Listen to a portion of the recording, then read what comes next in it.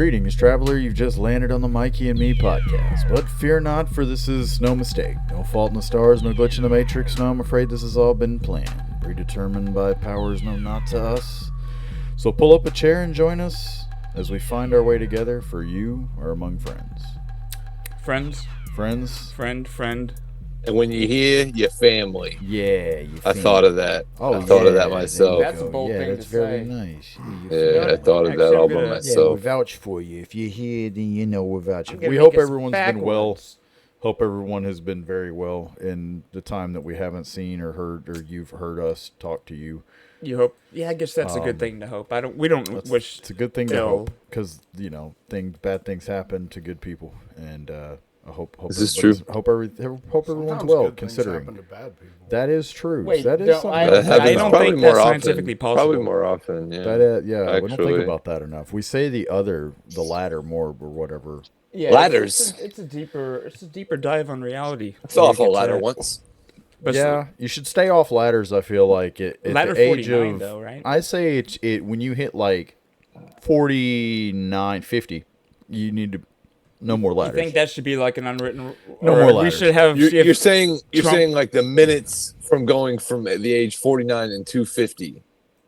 Somewhere stay off around there. ladders. I'd say you should just somewhere in that area, 49 to 50. That's interesting. Should be That about is- the cutoff to being on a ladder. I don't think you should be on ladders anymore. Expand on a little 49 more. until what, 50. I'm just saying, like, Because our fucking dad's falling off ladders. no, it's like what? I That's because mean, Bob can't give how it up. many loved ones have you lost? No, It's like I our dad's like I've- been on jobs. Yeah, Bob where he's, can't like, give it up. falling That's off of different. one.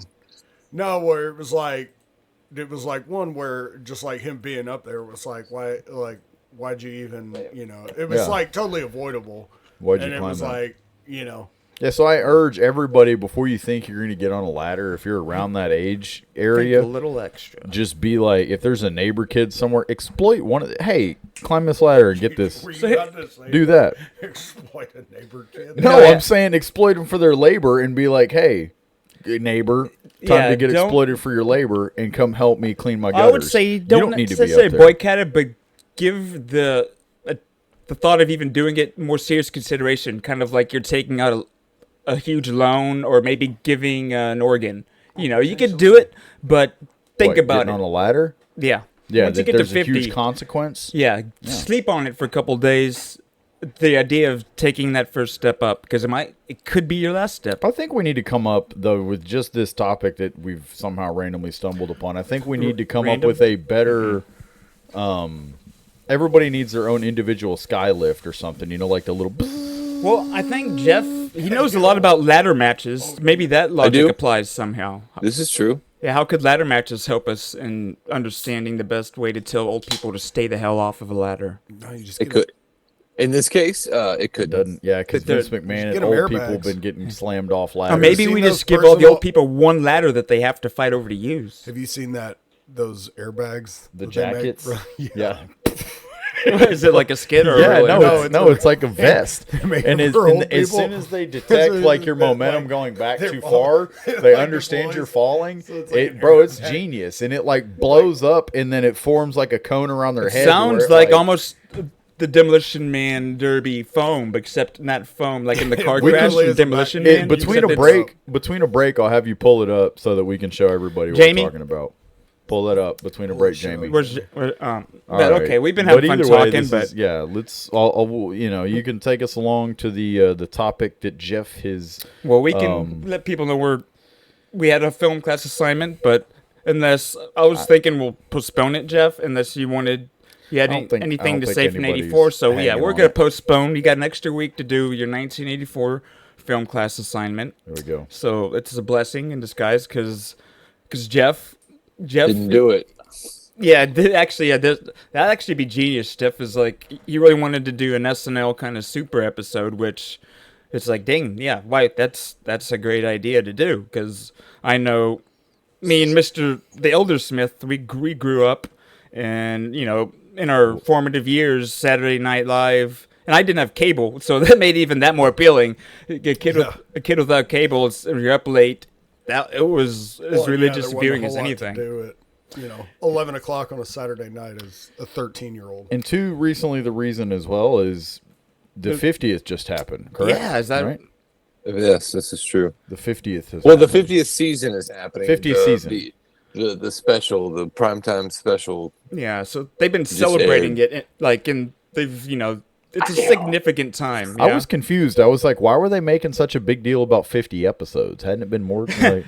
That's a fair question. Pretty funny, Mike. Pretty funny stuff, Mike. Cut and cut. Bing, bang you. That's why we pay. And I don't know why they Oh, yeah. when you They do auditioned, that they kind didn't of like you. commentary. Dude, it's that kind of stuff. I thought you would have gotten the job. Yeah, But- well, But so, sorry, that's gross. But so, the SNL 50 anniversary, we're kind of doing a super. We're gonna probably talk about that in some form or fashion the rest of this let's talk about it. episode. The rest of the night, we got some interesting ways to talk about. Then we got absolutely uninteresting ways to where we don't even know what we could talk about. But Jeff has a passion for this, and I would like to start off with Jeff sharing lists.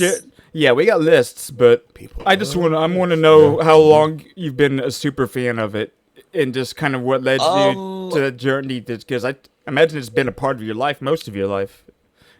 It's something my parents were definitely into, especially in the early years of SNL. That's cool. And it was definitely one of those things in the 90s and later 2000s where we had like the VHSs laying around, like the best of all of our favorites, Adam Sandler, Gilda.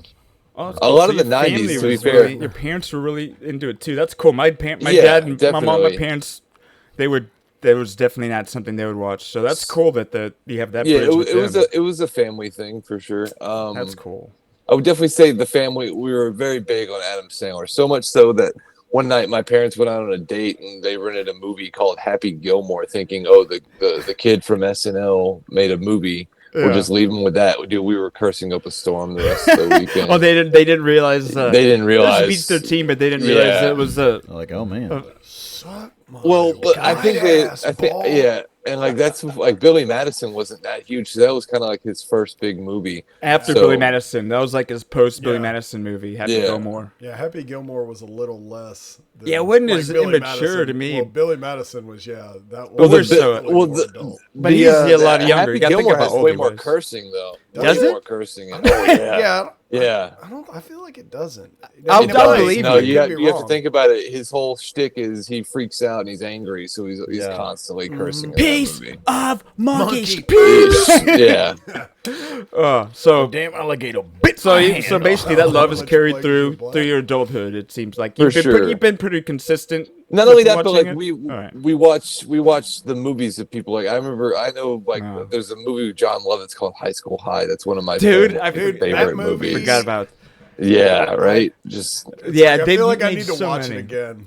It's Yeah. like because I remember It's to make it it's fun of awesomely Dangerous bad. Minds and stuff like that, Yeah. right? yeah, exactly, That's exactly. the substitute. All that. What's the other one? It's not The like Substitute, Dangerous Minds. Dude. There were a lot of movies that were kind of like that. Dude, at the that most time. slept Sniper? on, the Sniper. That was a Tom great SNL Berenger? one. Edward James Olmos. Hot Rod's Edward the most James slept on Olmos. of SNL movies Oh, because I don't think people even realize that it is an SNL kind of movie. Hot Rod. It's not like Stand it's and not a Deliver. skit, but Stand it's and kind of. Deliver is Stand and Deliver. Yes, thank you, Chris. but Thank you. yeah. It's gonna drive me nuts. yeah. No, I was, No, I was yeah. like, what is he talking about? So you're a super fan. I think we believe you. I don't think you're bullshit. No, I mean, like I, I think said, you might be. But Mikey, did you ever have a time in your life where you were kind of like you at least you watched it somewhat religiously, even if for a season or? Man, there was a time where my neighbor had a pretty good TV, and I'd sit across the street outside and watch it. He'd watch it every night. We didn't have a TV, And you'd be peeping from outside. and I could see pretty much like he had like a 60, 75-inch TV, something like that. I don't think they make 75s. It was probably like a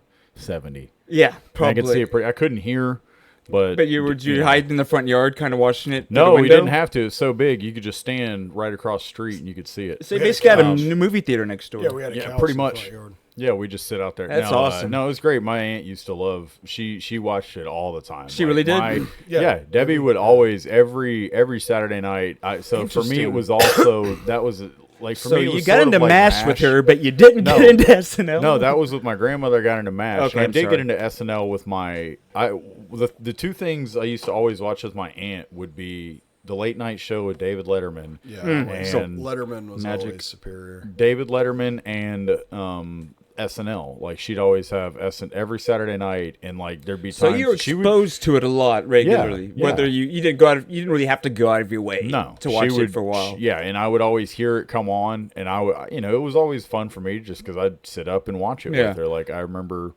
like y'all said, it was like when you're young around those ages where it's like, what else are you gonna do on a Saturday night around 10, 11 o'clock at night? It's exactly. Like, Yeah. So that's cool. I loved watching it. I mean, she exposed me to SNL. Has anybody watched the movie at all? The one that just came out. I have the not. Saturday night movie. I know you said. Oh, the kind of documentary film, like about 9/7. No, it's not documentary. It's more of a. Yeah, it's just it's more of a fictionalized version. No, I've watched. Actually, I did watch it. They took some liberties. It's basically about like the night when it went live and launched, right? Yeah. It's really good. I got halfway through it, which I know it was really good though. It's one of the things where I started a movie like 3 a.m. and I just like, dude, I gotta go to sleep. But what'd you think of our boy from Succession playing 2 characters? He's playing Jim Henson and fucking Andy. Well, you know what? I just need to start from the beginning because I don't know if I got to a point to where I even made that realization. So I need to definitely watch it with full heart. Nicholas Braun is playing Jim Henson. The tall, really tall dude. Yes. Yeah. Dude, he's like almost 7 foot, dude. He's so, it's crazy. I have to go back last. But okay, so before we get into something kind of structured here, I'm gonna ask each of you a quick question, just rapid fire but what? And I'm not gonna say a favorite. What's your favorite skit of all time? Whenever you just think of SNL and laugh, so it didn't have to be favorite. What's the first one that comes to mind? That'll make it more cowbell. More cowbell. Well, see how you planted it. So what's no. That would have been it. No. Okay. I'm just saying that was a good one. No. First one that comes to mind. Fuck. How about you, Chris? The gun. Steve Martin. Steve Martin. The gun. God, that's such a good one too. Man, I can't even. It's okay. It's hard to. Mine even fucking. Mine is one that I don't even know. Totally obscure one that you. I know what it is. It's a fake. It's a fake German kids show. It's like a fake German kids morning show. For me, it comes to mind only because. So whenever I had to be in middle school or something, Chris was over, and he went to the bathroom in the other room or something. And I just heard him howling. Horatio Sands was on. I'm gonna be able to. I had to look it up, but it was just an absurd German kids show. But there's this one part where short because I wasn't out of the room long. It wasn't long. He was howling, laughing. Yeah, and there's the one thing that made me laugh. It was just me laughing at something absurd. On the plate. that part. But Horatio Sands was in like a full nude skin suit, but then he had just a question mark over his private area. And he's like, "Oh!" And it was. I was like, and I was laughing so hard, and for years, I won't go any more than that, but. So, so is there one that you had to say? Otherwise, I just move on. No, if one comes... probably I would say Living in a Van Down by the River. Okay. Yeah, that's a good that one. would probably be the first one. That and the, I was going to say, or the Chippendales one, but probably Living in a Van Down by the River. Oh, that's awesome. All right, well, so to start off, Jeff... we've done this sort of thing under Jeff's kind of guidance and influence before with TV Dads, where we had a bracket tournament for TV Dad battles, and so we kind of wanted to do the same idea here for top 32, and this could be subjective, but we're as objective as we could be for picking the top 32 characters using different AI to help us really come up with a robust listing of them, not just our favorites, but literally just trying to, a universal top 32 favorite. So then we're going to do a battle them off to where we each vote. But obviously we could come into a tie. And the tiebreaker is going to be, I'm not going to like this, honestly, but, and it might be easier if whoever you voted for, each of you we each have to just do an impersonation of that character, and then we each have to quickly, objectively vote. If his was the best, then whoever wins that gets the point. So Okay. it'll be quick. It'll just be like, oh shit. It might just be like, I don't have one, and you just automatically give up. That's fine. You could Okay. just not try it for every turn. But if you really want that point, you're gonna There you go. have to try. So. Oh yeah. So let me make sure I'm sharing stuff. Sharon. This is so smart. Sharon's outlook. Sharon. The topic of disease. Bloody. All right, so I guess I should read off our 32 contestants first, or that would probably be the smart thing to do, wouldn't it? Probably. If Start from the top or the bottom. if you want to Start go from the bottom, then we're here. yeah, so I'll let somebody else read these if they would like to. From top or bottom doesn't matter. I can make it Mr. bigger. Subliminal, Kevin Nealon, Okay. Linda Richmond, Mike maybe a little bit Myers, quicker. Coffee Talk, Take your time, Mikey. This is we wanna get Kellyanne these Conway, Kate McKinnon. Is that right? Yeah. Am I saying things The right? Ballad of Kate McKinnon. Kate Isn't that McKinnon, the- right? Yeah, that's what I was thinking of. yeah. David S. Pumpkins, Hilarious. Tom Tom Hanks. Hanks. Yep. Bernie Sanders, Larry David, Donald Trump, Alec Baldwin. That was a poor Alec Baldwin, I gotta say. Or poor. Zero admiration. Yes. That was a poor Donald Trump. Donald Trump did play Alec Baldwin poorly. Yes, he did. No, he had no admiration for him. Sarah Palin, Tina Fey, George W. Bush, Yeah. Will Ferrell. That was a good one. That was a great one. Yeah, he had That a was good. He had a great really impression. good George Sean W. Connery, Bush. Daryl Hammond, Alex Trebek, Will Ferrell, the number 22, the Roxbury guy, Will Ferrell, and Chris Kattan. 21, Catan, Yeah. whatever. Okay, yeah, sorry. It's not. Katana. Let Jeff read them. Go ahead. Yeah, You're good. I just No, was I can helping I out. can fit. So where were we at up here? We're number 21. All right, so drunk. Sarducci. So 20 will go Drunk Girl, played by Kristen Wiig.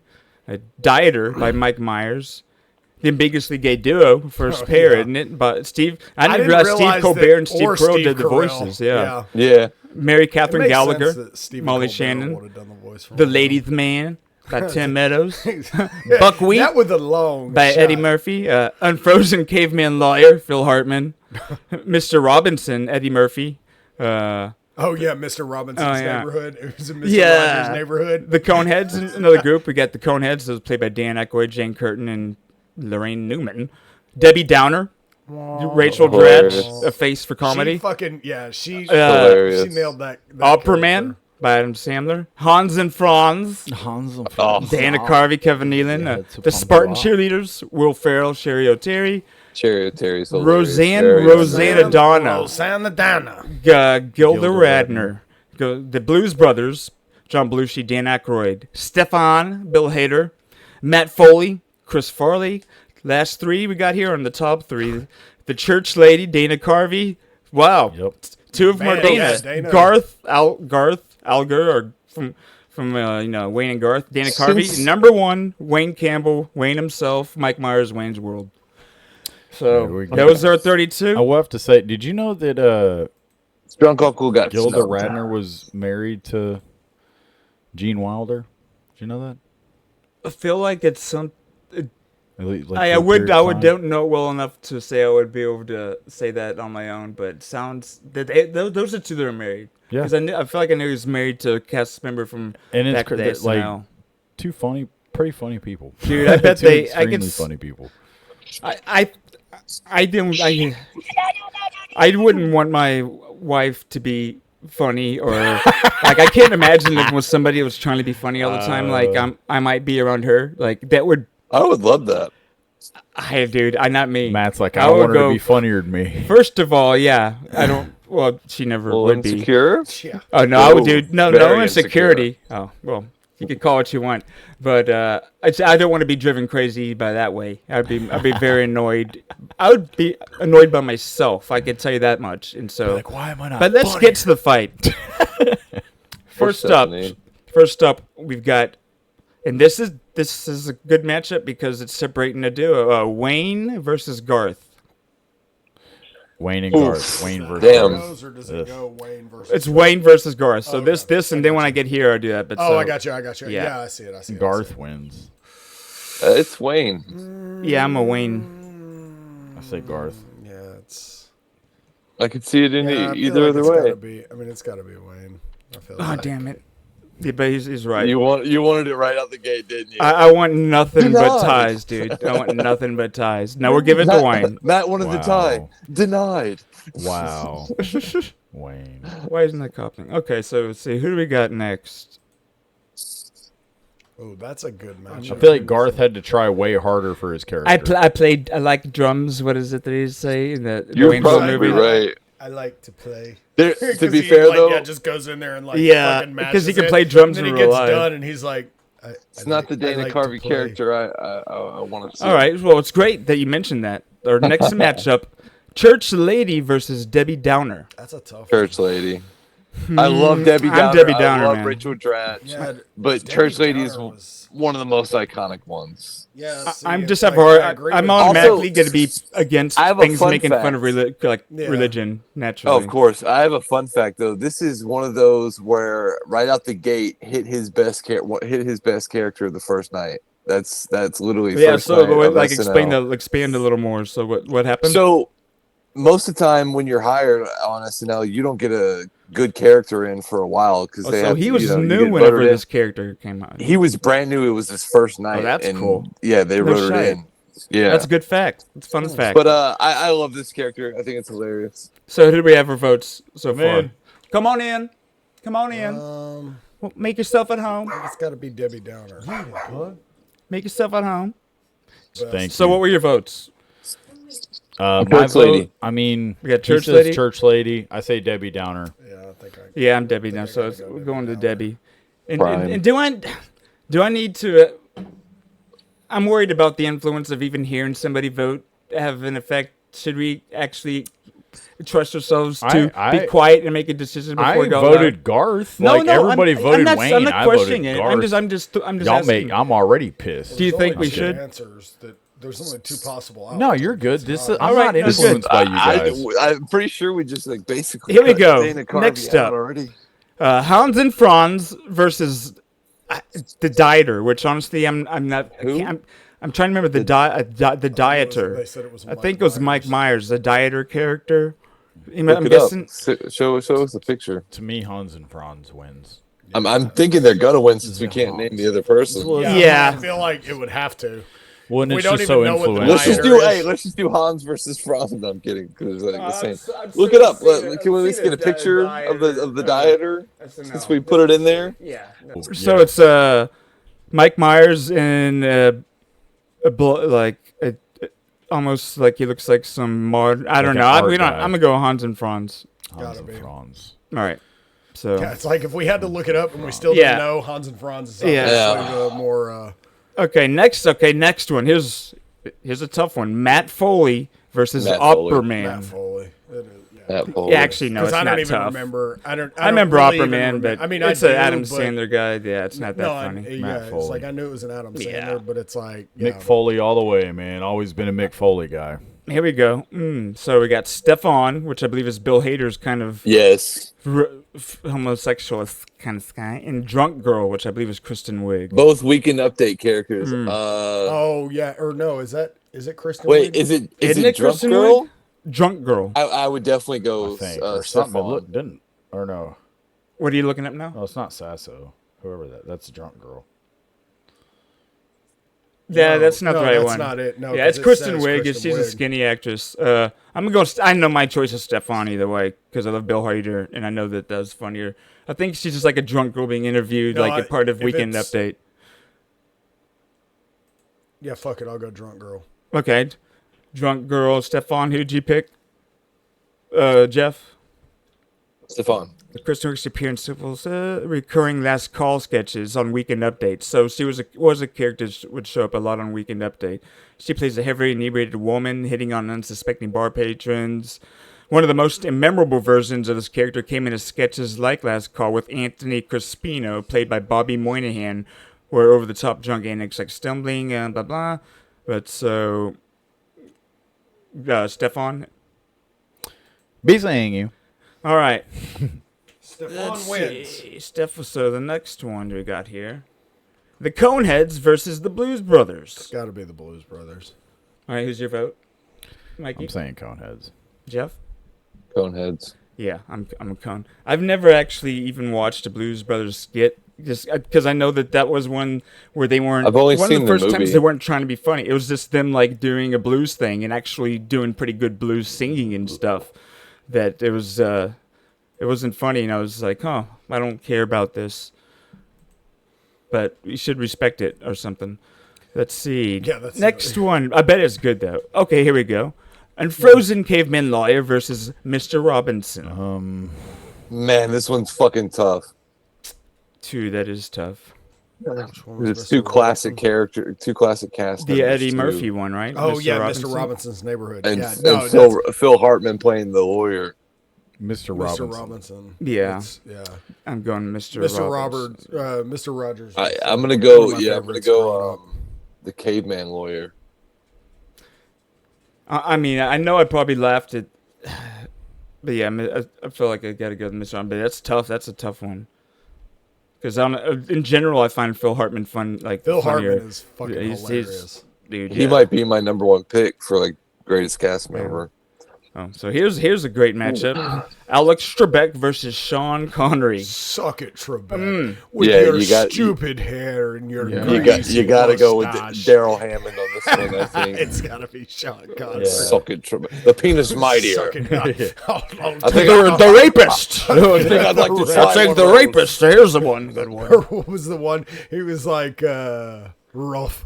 Or it's like, what was that? It was the dog one. He was like, sounds a dog makes. And it was like, I'm sorry, we would have accepted something. Or rough. He's like, rough. Just the way your mother likes it, Trebek. So get out to it's gotta be Connery. Sean Connery. All right. Now here's our next group of 16. Ooh, start off with the Ladies Man versus Mr. Subliminal. Man. Ladies, man. I'm going with Leon Phelps on this one. Yeah, I definitely. That That was a voice and character that would you a do bad- all the It wouldn't time. matter what I say, so ladies man. is No, the no, winner. it does matter. Every voice needs to be heard. Ladies So, man is the winner. so what do you like, Mr. Subliminal? I'm not. Which one was Mr. Is that Kevin Subliminal? Nealon? That's Kevin Nealon, where he's like talking and says like stuff at the end of each like word. I bet it's really funny. It just probably aired before I was able the to get ladies familiar man. with it. With the ladies man is the winner. The latest latest man. man. All right, man. Let's see. Oh, what we got up here next? Okay, next is the ambiguously gay duo versus Mary Katherine Gallagher. Got cartoon characters, homosexual pair of superheroes versus a Catholic high school girl that always falls down and goes crazy cheering and has I'll hormones go raging. with Superstar on this one. Superstar. Yes, that was the movie. Yep. No, it's ambiguous. Yeah, for me, it's the ambiguously gay duo too. So, all right, guys. the car. I know, Mikey, dude. Mikey, you Full got straight this. to fortune. All right. Oh yeah, so- perfect. Yeah, Matt and Chris, you guys started off. Okay. I'm gonna remember. Does this act really gay? Yeah, you guys got this. Yeah. Just kiss each other. we need to get this car ran between those large rocks that looks like a. I honestly don't even remember their voices. All right, so It you was guys, like there's the- mine. Okay. Mine was terrible. Here we go. So we win by default. No, Here we you go. you have to enter something. All right, Mikey. That do Yeah. it. that was Yeah, not you a already fair win. matchup. That already won. wins. Yeah, that's because not fair. That's No, one no, you it's- have to that- do That was first. pretty horrible. No, it wasn't. it That was an spot on. impersonation. It was It's spot on. it at least had some. I guess we could have started doing some Yeah, homosexual that's what she together. did. Could have done some gay shit. Superstar. No, Y'all she coulda did do kissed that. I each forgot other. that she did that. Y'all so Yeah, coulda you kissed guys each didn't remember kiss other. each other. Let's see. All right, next one we got here. Rosanna, Danna, Rosanna, and Emily Litella. Honestly, I Rosanne. can't even put either Rosanne of those in my wins. mind. I know Rosanna and Dan. Who's Emily Litella? Yeah, at least tell me who the Yeah. other person is. So Emily Litella. Let's see here. We're reading up a list together. What do you think, Lily? What am I missing? So who was that? There was. What do you think about this, Lil? Lily. You tell them. What? So I copied in there. Am I? So I'm looking for. I swear, this AI. I get AI to get this and then to make the. So I guess that's why you can't. So help me out, guys. I'm actually trying to see who this. So it. AI can't tell Why us. don't you just go to Google? Yeah, why can't you just copy and paste? Don't you guys have a computer? You know what? Actually, I don't, Jeff. I don't. Oof. Let's see. I'm just like going through the thing. It's kind of like, why isn't that there? So let's see. Litella. SNL. Oh, that's the. Never mind. That's that GIF? singer, isn't it? No. Oh, is that another Gil? Oh, they're both Gilda. They're both Gilda Radner. Both characters. Gilda. That's And hilarious. then Rosanna, Danna. Yeah, it's more memorable. I would go with. There we go. That's crazy. It put them both against each other. There we go. Got to thin the herd. All right, so let's see here. Next, we've got the Spartan Cheerleaders versus Buckwheat. Spartan. Yeah, Yeah. I'm gonna have to go with the that's- Cheerleaders. Well, hello. All right, next, George W. Bush versus Sarah Palin. George Bush. George W. Bush. Yeah. All day and twice on Sunday. Although I will say, Dude, Tina Fey is Palin did about as Palin perfect very as a well. Is Palin spot as you could on. ever do. She really honestly. did. She damn near looked like Like- Sarah Well, Palin. and you know Yeah. that. So, I mean, actually hotter version of her too. Well, do you know Also. that- I'm gonna have to give my vote to Sarah Palin, just because multiple people did George W. Bush, and I guess they didn't even specify which one this is. The thing about this is- wait. If we're going with Will Ferrell, right? yeah. Yeah, Will think Ferrell's, about- Will yeah, Ferrell's, Will Will Ferrell's. Ferrell's Yeah. But for this character, I'm I gonna think that for one's me, pretty mine's Sarah iconic. Palin. I think. Well, you know what's funny is that the I can see Russia from my house. Yeah, Yeah. Like people really think that it was Palin that said that they like. It's one of those things where it's like almost like the Mandela effect type almost. thing where like people don't realize it was a she skit. didn't say that. Isn't that crazy? It was Yeah. what's it called? But I've got to go with the George W. Bush just because of like Yeah, the way like Will Ferrell had the face down. Like Yeah. the face, the way he just nailed the face. Just yeah. That purse kind of. fool me once, Not only that, can't get didn't fooled he- again. Didn't he take over for Dana Carvey, who was doing it? You know what I think? Carvey would do. Or was he doing Bush Senior? He was doing I'd Bush have done Senior. Bush Senior, but Yeah, that's what it No, was. Carvey did senior, but Carvey did Bush. Might have done the young one I too, think he because did both of them. I feel like he Probably did saying Ross did. I'm Perot. almost He did positive Ross he Perot. did. He did Yeah. that too, but I think he did all the He did a lot. politicians. He did a lot. He did Bob Dole too. I'm Bob Dole. Norm McDonald's Bob Dole. Norm. Oh yeah, that's I'm right. Bob Dole. Bob Dole likes crackle. Yeah, Dana Carvey did do Bush. That's crazy. But so Yeah, so for Farrell to have taken over for one of the It greats, was senior and- Bush, though. that's true. It was Bush senior. It wasn't like y'all were saying. I think Okay. it wasn't junior. Because saying what it when was. if he was on, yeah, he was the Papa Bush. Yeah, it was senior. So is that George GW? Is that what y'all? Yes. HW. So That's George I did vote for W. Sarah Palin just because I really no, think I mean, she nailed did, that. she really did do a fantastic job. Honestly, I'm gonna give it to Palin. That's my vote. Okay. Okay, now here we have go. to do it. Here we go. All right, so do your impression and me and all. I yours. went first. One of you guys have to go first. Okay, here we go. Wait. Jeff. Oh shit. I can see Russia from my house there. Okay. He's All right. got There it. we go. Hey. All right. Okay, All right. one of you has to go now. Here we go. Yeah. Let's see. What's the best line? We must stop the terror now. Watch me hit this drive. No, so you're quoting a movie. No, Hey, that hold was, on. That's not Will Ferrell. That's just That's No, fine. That's your That was perception. George Bush. But that was from that movie. Was it wasn't a Inconvenient movie. Truth or something? That's No. it's a clip. But he did say that actually. He actually did say He said that. George Bush said yeah, that. yeah, yeah. George Yeah, Bush that's said what I mean, that. yeah. It wasn't No, in a that's movie. fine. It It's was in impersonation. real we life. can take him.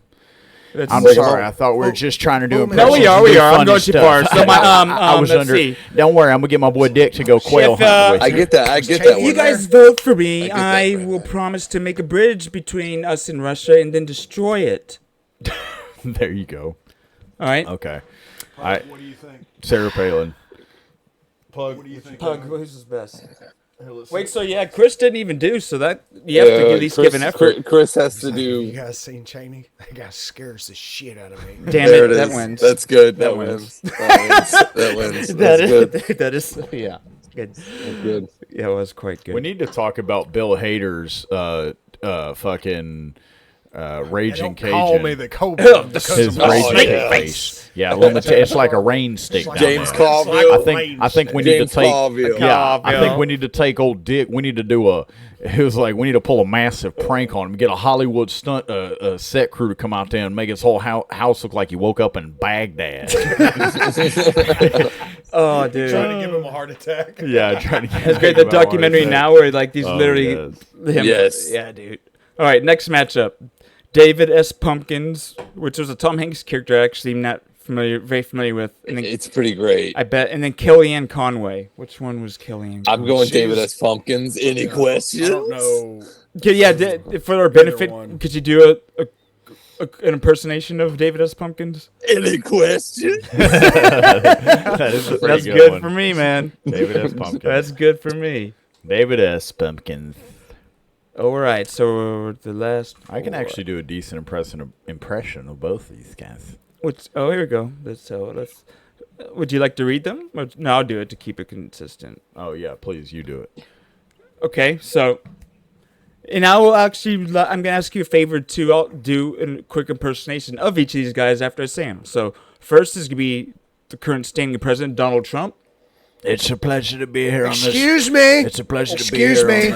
Excuse me. I'm speaking. It's a pleasure to be here. I'm speaking here. podcast. Okay, Mr. President, versus Bernie Sanders. Well, the problem with the majority is that you have the top 1% that are the majority of the wealth in the United Once States, and then we have to again, take. But the thing is, that doing we have the we have a 1% half of we have a half of person. excuse me, we David have another David half of a quarter of a percent. And that is what we're focused on. We're not focused on. I'm not concerned. The devil is in the details, and I'm not considered. I'm not considered. Excuse me. If you'll excuse me for a second. Of the Okay. 1%. Oh, that's great. Donald Trump. So, and it's Alec Baldwin's Donald Trump. Oh yeah, and, no. and Bernie Sanders. Fuck that. Who played I'm Bernie going with Sanders Bert- again? Oh, Larry Bernie. David. yeah, I'm Bernie. going Bernie. Yeah, I'm Bernie going Bernie all Sanders day. for sure. Yeah. Bernie. Yeah, and Alec Baldwin. No, because he's that's not, what, that was- he's soured on me. Well, And it's and sad because Norm- I really liked him in a lot of Staying 30 Rock, Norm but he nailed just it, kind of though. makes it difficult. Like Norm nailed when he talked about, I think it was him talking about Baldwin's impression of Trump. Yeah. Was where he was saying that it's like to impersonate somebody, it's like you kind of have to have some, like Admiration. For yeah, him. or something for them where yeah, it's like and that you just can't actually hate it's him. like- You can't hate him. because you're just trying to make him look stupid. Yeah. When you go out there and do it, and it's like it just comes off. That's as a like, great point. like That's actually yeah, that's deep though, really. his Trump. That's why I was saying No, about- say that nailed again it. though, Chris, just because to reiterate the point, because I really think it's powerful. Yeah, it was and you could probably, it's a super short whatever, but it was Norm Macdonald talking about Alec Baldwin playing Donald Trump and saying that, like, if you're going to do an impression of somebody, it's like there has to be some part of you that, like, likes or respects because like basically them, because Alec all Baldwin you're doing hated is just him, trying and to he go was, out and make there's him no look stupid. respect for him at all. And Alec Baldwin's Trump was literally just really his wasn't fucking good. character from. It was literally Yeah. just him playing the same stupid fucking character from 30 Rock in- 30 in a Rock, different wig. and then he just put a wig on. and it's like, funny went how like much this people in his actually face. liked it. I That- love 30 Rock. For No, I love No, I, mean, I love 30 do Rock too, too. but it's like he But just yeah. he just tried to It's repackage the same uninspired. character Yeah, with a so wig there we on. go, moment I of love truth. I love the guy who does it now. Yeah, moment of truth, but we'll move on. So final matchup. Father Guido Sarducci versus the Roxbury guys. So Father Guido, which one's Father Guido Oh, Sarducci? Father Greedo was good. I don't know. He though. was- This might have to be a Roxbury one for me though. So Father Guido is played by Don Novello. Father Guido Sarducci was good. Look at I know mine. I can't. I mean, I don't need to know my vote, but if you want me, I can look it up because I know the Roxbury guys. Oh, it's the For Roxbury. me. Doug and Steve. Dun, dun. And the genesis of that all was that Jim Yep. Carrey Night at the hosted Roxbury. What episode. is that? Yeah, for real. Baby, That's the don't best. The hurt best me. one. Well, it looks like the clear winner of this one is the Roxbury guys. All right. Sorry, Mr. Sarducci, you're out of here. Mr. Sarducci is a All very right. good guy. So, people like anyone it. needs to tinkle or grab your food real Yeah, quick we before should we do get that. to the We next should take a round? quick break. Take a pizza break. All right, we'll be right back, and we'll get to the Sweet 16. The millionaires. Is that correct and counting? The billionaires. Goodbye. Be seeing you shortly. And this is it. Down to 16 competitors. 32. 16. Potato. We got pugs, an extra pug to help us out here because so getting right back into it, guys. First matchup: Wayne Campbell versus Debbie Downer. Wayne. They made a fucking movie about him. Yeah, I mean, if you're gonna take Garth out for fucking Wayne, I mean, but they fought each other. Nah. The battle was them too. That's how we ended up with just the one. Yeah, why are you talking about why are you talking about oh shit? no, I'm just saying, yeah, you are trying. on. I'm trying to justify Come on, Wayne. dog. Debbie Downer. Used to be a Okay. Debbie Downer. All Debbie right, Downer. Chris? That's my vote.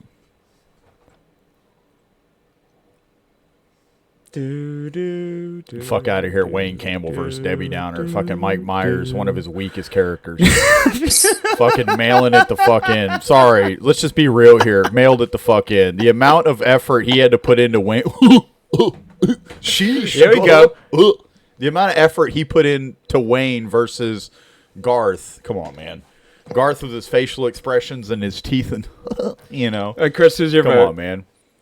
He had to do something. Debbie Downer. She put more into her. Wayne. Wow. Yeah. There we go. Oof. Come on, guys. Everybody jump on Wayne. It's tough, but I'm gonna have to go Wayne. But it's there you tough. go. Is it tough? I love it. You guys are a bunch of corporate sellouts. I think Yep. a shows that might be like people might like a show now. Let's see. Okay, next matchup. Hans and Franz versus Matt Foley. I mean, Hans. come on, dude. I mean, you vote who you want to. That's fine. Hans and Franz. They're freaking hilarious. Yeah. But no, Come for on. me, it's Matt Foley. Yeah. Well, it's Hans and Franz. Down for me. by the river. But it's a tough matchup. Jeff, who do you got? Matt Foley. Mr. Smith, Matt Foley. the old Elder Smith. Yeah, fuck it. I'll go Hans. Okay, here we go. Got a tie. All right. I'm going last from now Yeah. on. We are Hans. And we are Franz. We are here to pump you up. Okay. And fuck your stupid van living down by river. There we go. We should get have like about lifted 10 weights. seconds. Man. Get about 10 seconds. So, Chris. You're a girly man. Living in a Okay. van down by the river. All right. Okay. He's going to smash the fucking coffee table. Now listen here. I don't know what you think you're doing with your life, but it ain't going nowhere. It's solid. All right. That's a solid. You gave more effort. Okay. Matt Andy Foley. woke the baby up. Yeah, the baby's awake. Baby's crying. He caused a we had to get divorce Jeff. for I had that do to it. get that win right there. All right, Matt. Jeff didn't even compete. We're just gonna. You give got it to lucky. They didn't have to, buddy. Yeah, you got lucky. I didn't get lucky. It's just Matt. Hans and Franz are funny, but dude, for me, I just had to defend Matt. I just had to defend him. Yeah. Next matchup. Ooh, Stefan versus the Coneheads. Jeff, you can vote first. He's thinking hard. Man, in the same way I defended Wayne, I gotta defend the Coneheads. They made a fucking movie. So, and Stefan is a great character, but he Okay. never left the update desk. So, Chris? I was never a big Coneheads like fan, but I don't know who the fuck Stefan is. Like, so Okay. So Coneheads. the Coneheads. All right. Coneheads. That's I'm my s- vote. I voted I'm him in Stefan. we do have to show Chris. Dude, I was after this. I'll say at some Stefan. point. You're gonna probably be like, damn it, I should have voted for that. It's one of the his meme, it was like- funniest he's like- characters. I think The I kind know, of- like, yeah. He's playing like a No, but the Cone. A quick question though, because I was familiar with the Coneheads. I remember kind of seeing the movie. There's a lot of funny stuff that happens, but I guess I never personally really found even the whole idea of the Coneheads all that funny. It's just silly. It's It not is- supposed it to is- be it is. overly funny. It's no, just, like, old. Silly. I get it. I can see how that might. It's just barely off center of being hilarious for me. Mm-hmm. Next we've got I love Dan Aykroyd's sense of humor. Dude. He's one of my favorites too. and So, Jane like, Curtin. it's- Potato, come on, we need to give her my love. I don't want you. She's starting to It's love just me odd. less. I love Yeah. odd stuff like that. Potato, it's okay. Hey, buddy. She's starting to love me less because I'm not giving her enough love. I know, dude. Okay, next up we got Mr. Robinson versus Sean Connery. For me, it's Sean Connery. Sean Connery. Daryl Hammond. Jeffers. Yeah, Sean Connery. Yes, Sean Connery I is think the one. I'm the one who's wrote Sean all those Connery books. unites. He brings us together. Yes. All right.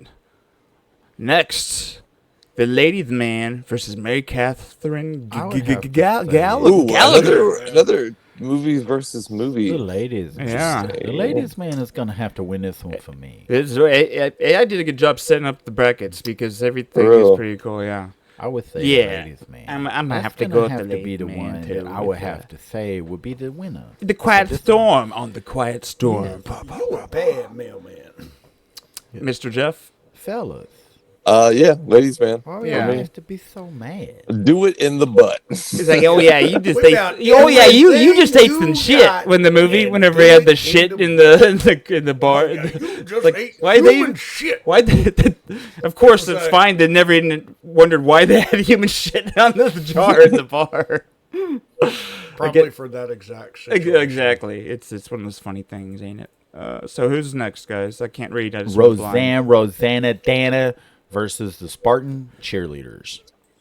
For me, Rosanne. Spartan cheerleaders. And that's the thing. I don't really have a familiarity with Rosanne. Rosanna, Danna. Danna. It's personal for me too. That's one of my Yeah, that casts. was like kinda I have a before couple our like time. I have I like know a it's top 5 iconic, casts. I am a Spartan cheerleaders too.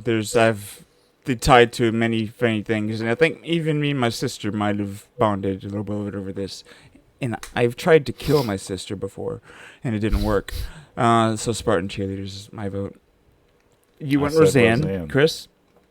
Rosanne. He knows the power he has right now. He's just no, wielding because this I don't power. like- Wielding the power. I know No, he's not. because Chris ain't it's like like, that. I Chris know, ain't like like- that.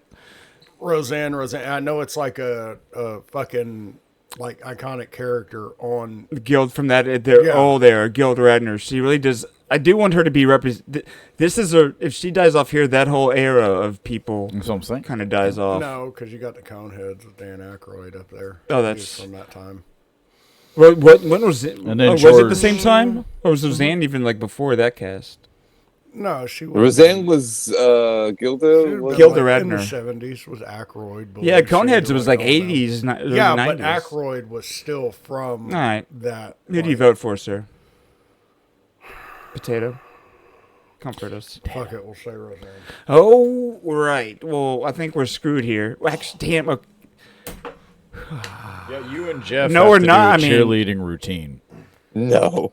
Come on. I've done physical. Dude, you're alone in that place. You could give us at least You're one alone. of You're the alone in that place. Thanks, bud. Thanks Come for on, man. reminding You're me alone. and the audience. Hey, man, if that's Jeff, where your don't you mind know wants to in- go, in you have space, no one can You hear could you do a scream? cheerleading thing. You could jump and do something, They right? can't see I'm you- gonna break they can't something. see you do a dance either. I mean, I can do. I'm trying to remember. Is he about to do Rosanna Danna? That's all it is. Okay, you're not okay. I mean, So I guess we win by default. no, nobody's won yet. No one's actually done an impersonation. Yeah, no, I did. Do it again. Huh? Rosanna Danna. Yeah, that. Yeah, that. Chris doesn't even know who that is.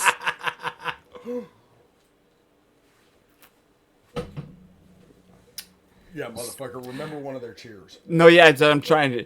I just know the back. Oh yes, okay. Oh yeah, go see. Okay. That's your cheerleading. Yeah, it is. All right. That was actually pretty spot. I think we win. No, me and him are the only ones who've done it, and I think I beat his. Rosanna Danna. I think I won right there. Right there, that's a winner for sure. I think we win because Jeff hasn't participated. Yeah, it's true. If you don't, if you don't at least Yeah. give us an effort, Sorry, then we don't Spartan even get to try. cheerleader. Yeah, we don't have enough time. Looks like Rosanna wins. I don't have a cheer. It's okay.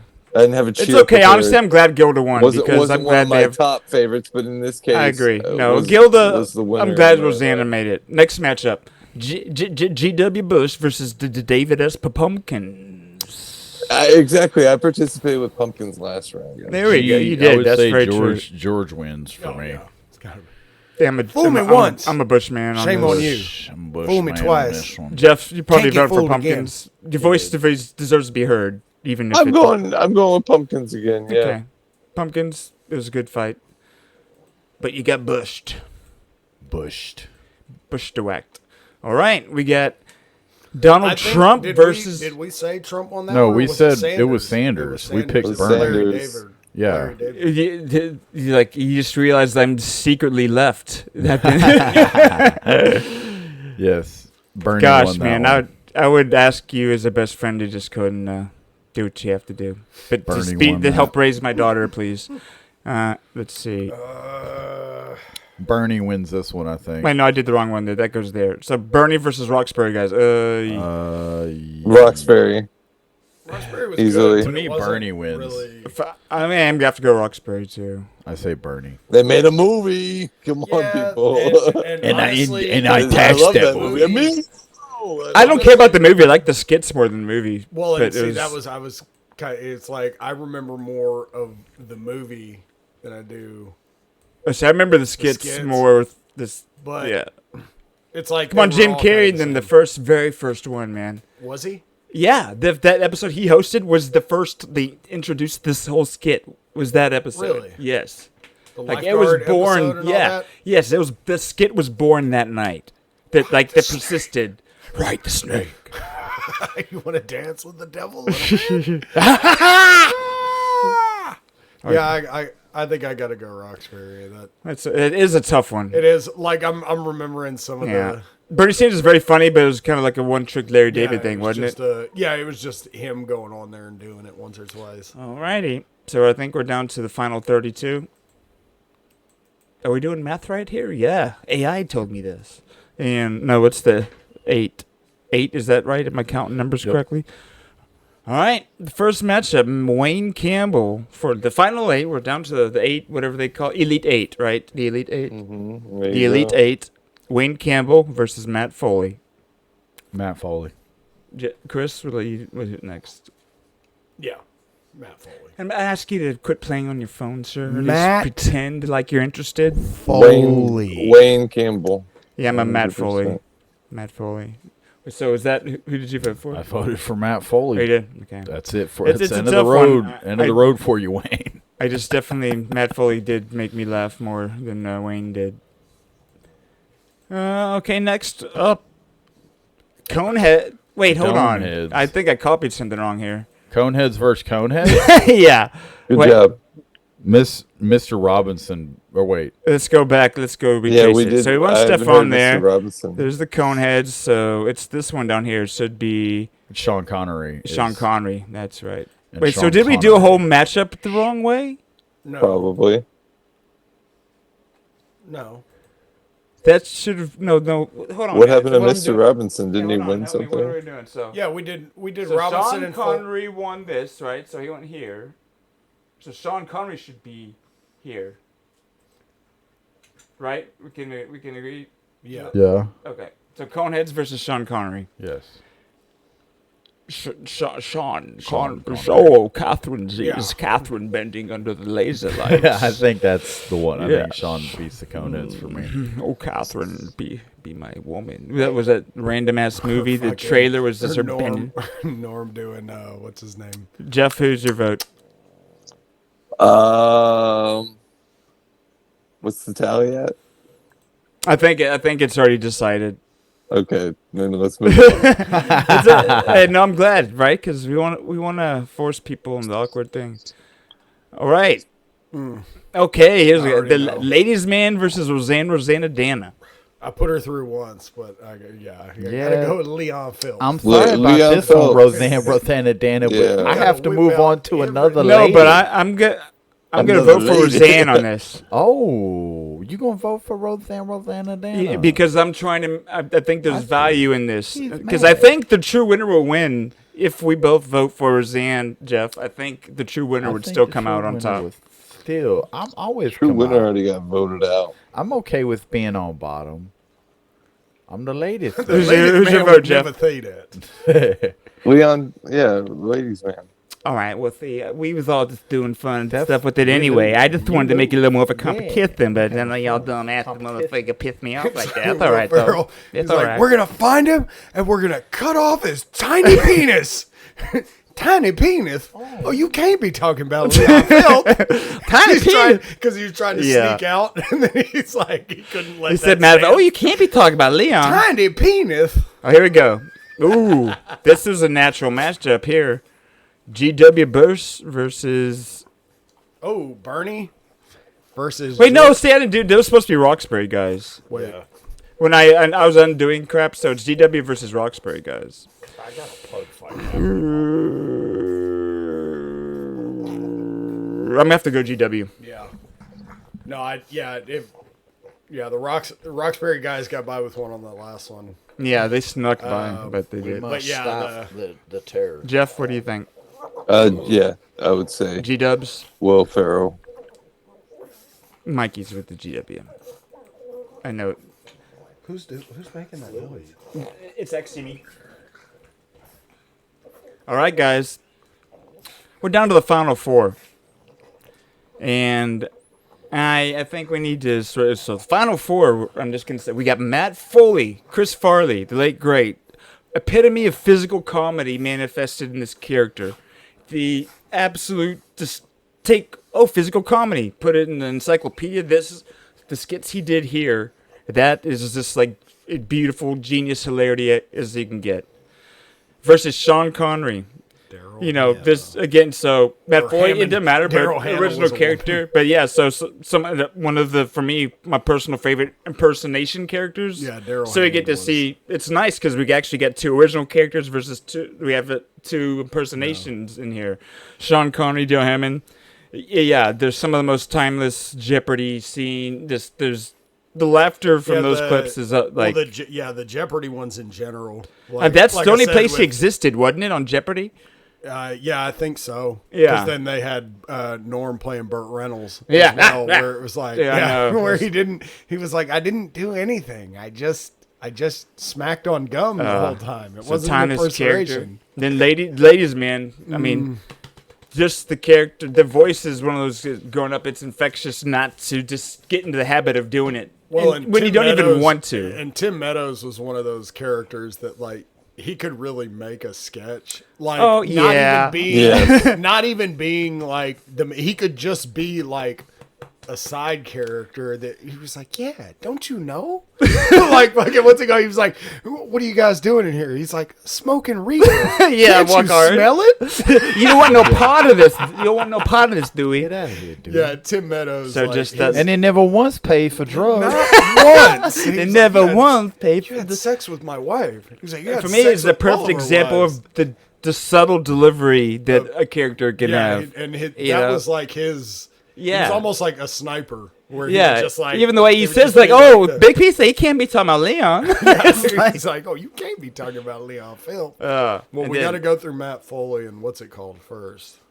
Yeah, no, but then the last one in this final four George is W. GW, which I'd like you to. Will Ferrell did him, and the reason you guys voted him through so much. Well, why? There's certain elements that you think he nailed, right? Yeah, he it's just like, he had his whole cadence perfect and his body language mixed the with way his, he would stumble. Well, over Chris, mannerisms. your short impersonation earlier was pretty spot on. Like what was the line that you go to that you think is like? Dick Cheney.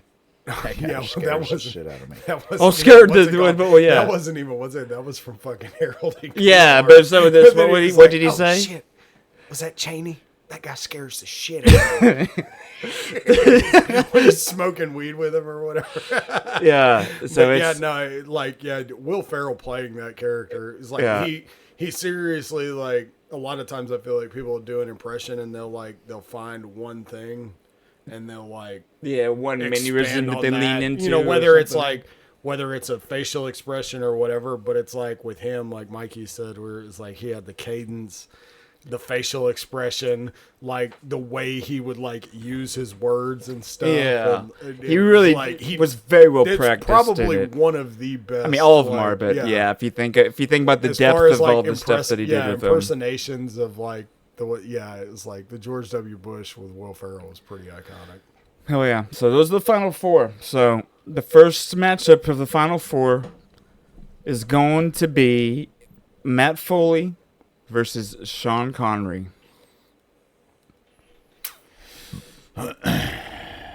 I'm not voting first. Matt Foley. Mikey. Sit awake, Mikey, up. Matt Foley. Yeah, I'm not. No. I gotta go. No, there. well, and I mean, I think too, like, just because of like what you said, where Sean Connery was just one Didn't exist character outside in of- one And it was hilarious. one skit, and it Yeah, was hilarious. yeah. Whereas like Matt Foley was its own like standalone. The motivational speaker was like its own standalone. I mean, if you just thing. try and think, I mean, there's people still do physical comedy, but I don't. At current SNL, is there anyone that? It's always a big break. I mean, it's just not a humor that's leaned into as much anymore. Maybe because there's not or maybe I'm just blind and I'm sure there's examples, but that was putting your whole body in just, but not even the body. He could have not gone over the top, and just his intense, insane delivery of all of it. It was. Yeah. I mean, there's a reason this guy is loved so much, especially by Mikey. Yes. All right, so here we go. Next, Ladies Man versus George W. Bush. The ladies, man. Jeff, who do you got? Let's get your vote first. I'm gonna go with the ladies, man. Ladies Tim Meadows. Man. I love Tim Meadows. Yeah. I do love him too. I think I got to go with George W. Bush though, because it's like I feel like that was Will Smith or Will Smith. Okay, Will you're Ferrell's, out. No joking. Will Ferrell's character. You know, it was Yeah, like it he really was- did make that like, you know, even though.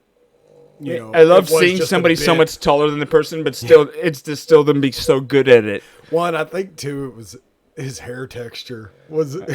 similar as well. It was think like just so. everything fucking about it. It was great, but I am gonna have to give my vote to Ladies Man. The ladies, personally. man, would also have my vote. It's a tough one, but you know, But he's the man of the ladies.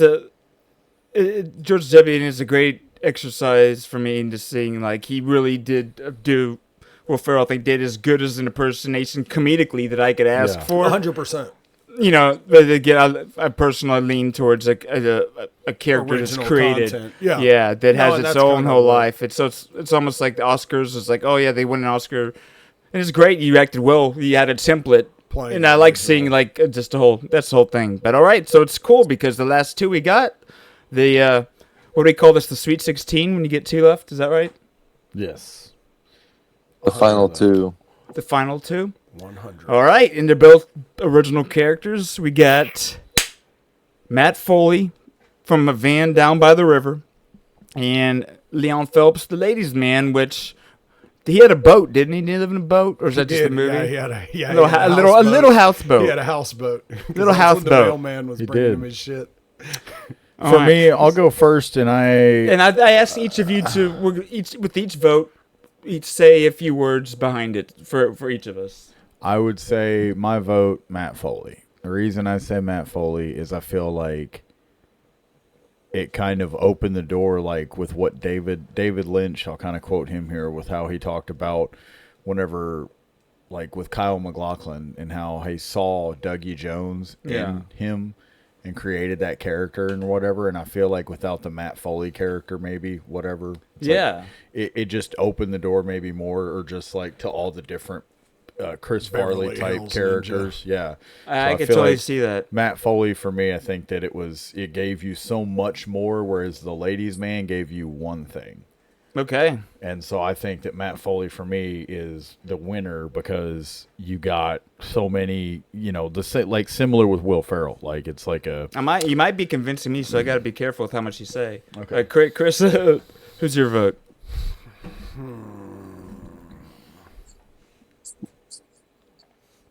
Yeah, I don't know. It's hard to not go with Farley.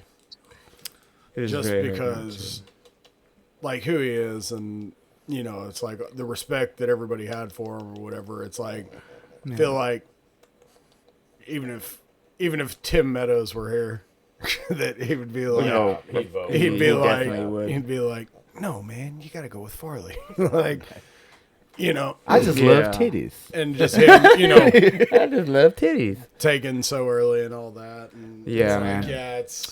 Yeah, I feel like just out of respect, you have to, you know. Yeah, Jeff. Yes, 100%. Yeah. It's honestly one of the best skits of all time, too. It definitely is like an iconic. Like you think of SNL, you think of that. Yeah, so it's. Yeah, I mean it's nice that it's a great matchup, but yeah, I have to vote for the Matt Foley, the motivational speaker, and you know, and they'll have to block this part of it, but I just want to watch the video for us, if anything. Like I won't have to take the whole video down, but I just loved how in his main skit, that one with you know, because David Spade was also in that, wasn't he? Yeah, like, and he was cracking kids, like on the couch, and Christina Applegate, and he was cracking up, like he could barely hold it together. Like, let's see. So let's stop. If anything, this will just be for us to appreciate this, and we'll see if I gotta try and figure out a way to. Let's see videos. The pug is at the forefront here, dude. She like exactly. On my lap right we now. need pugs all up on the cameras. Matt, okay, Dan. Yeah, the one with the. Yeah, She a big girl. She a big girl. That's a heavy pug. Look at this wide back pug. She's wide back. She's so heavy. Hold on, don't worry, Jeff. I'll get it set up so you can hear it here in a second. It's gotta get loaded. Then I'll present this. Matt Foley. Share. Oh, sweet girl. You can see that, right, sir? Right, good, sir? Can you see that, Jeff? Yes. Cool. I'll go theater, and we're just gonna appreciate it. Let's watch this whole 6 minute skit here and enjoy ourselves. Brian, Stacy, your mother Ellen and I Brian are so Cranston. Phil glad Hartman. you decided to join us for this family communications session. Full look like Brian Cranston. So, what's up? You guys getting divorced or something? No, we just wanted the family to talk as a group. Okay, well, let's get it started then. All right, well, Stacy, Brian, David Spade your was father, probably like Ted, and I are a little 28 bit here. concerned. Celia, the cleaning lady, was in the family room and she found a bag of pot. She didn't smoke it, did she? No, she didn't smoke it. Now, we're not here to come down on you. I mean, that's not what we're about, okay? We're just concerned that pot could lead to other things. Because he's always the same character. Pow. We know you don't want to hear this from us. Sure, I mean, we're your parents. Who wants to hear this stuff from their parents, huh? Your father and I came up with a brilliant idea to give you kids some direction. A motivational speaker. Yeah, one of those guys who speaks to big groups at high schools and churches. You mean to come to the house? Uh-huh. Yeah. Yeah, all right, later. Thanks anyway. Hey, come on, you guys. This set me back a few bucks. Okay. Now, he's been down in the basement drinking coffee for about the last 4 hours, and It's like should be Phil all Hartman ready to was go. probably I'll call him up. 2 years older than David Spade. Yeah. Like, Matt, we're ready for you. His speech is called Go For It. Now, he's used to big groups, so make him feel like there's a crowd here. Matt, come on up, buddy!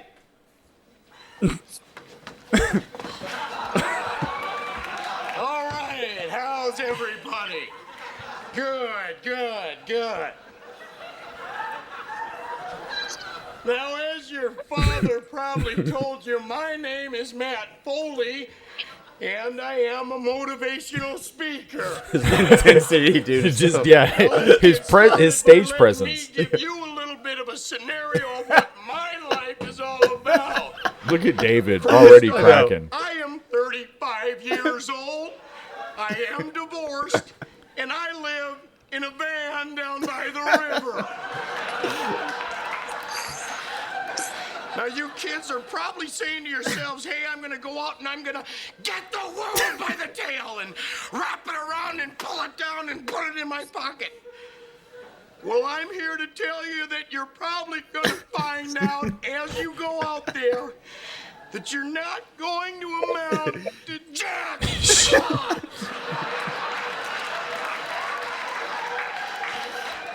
You're gonna end up eating a steady diet of government cheese and living in a van down by the river. Now, young man, what do you want to do with your life? Actually, Matt, I kind of want to be a writer.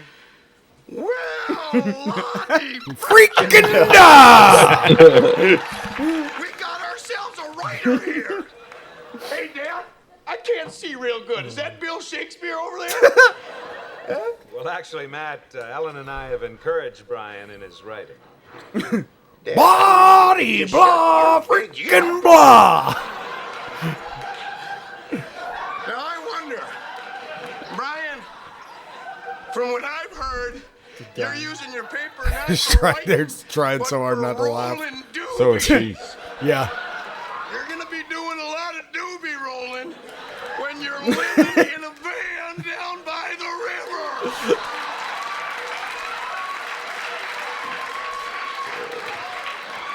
Young lady, what do you want to do with your life? I want to live in a David van down Smith. by the river. Well, you'll have plenty of time to live in a van down by the river when you're living in a van down by the river. Now, you kids are probably asking yourselves, hey, Matt, how can we get back on the right track? Well, as I see it, there is only one solution. And that is for me to get my gear, move it on in here, because I'm going to bunk with you, buddy. We're going to be buddies. We're going to be pals. We're going to wrestle around.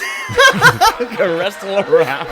Look at Oh, it. Matt's going to be your shadow. Seriously. Here's you. Here's Matt. There's you. There. Oh. It always breaks up. Whoops-a-daisy. Whoops-a-daisy. My God. Just demolish that. Me and my buddies. My pals. My You can tell it's like obviously fucking cardboard. Yeah. Yeah, it still just looks so funny. We'll never smoke pot again. Matt, thanks for all you've done. I don't give a rat's behind because I'm moving in. I'm sick and tired of living in a Van down by the river.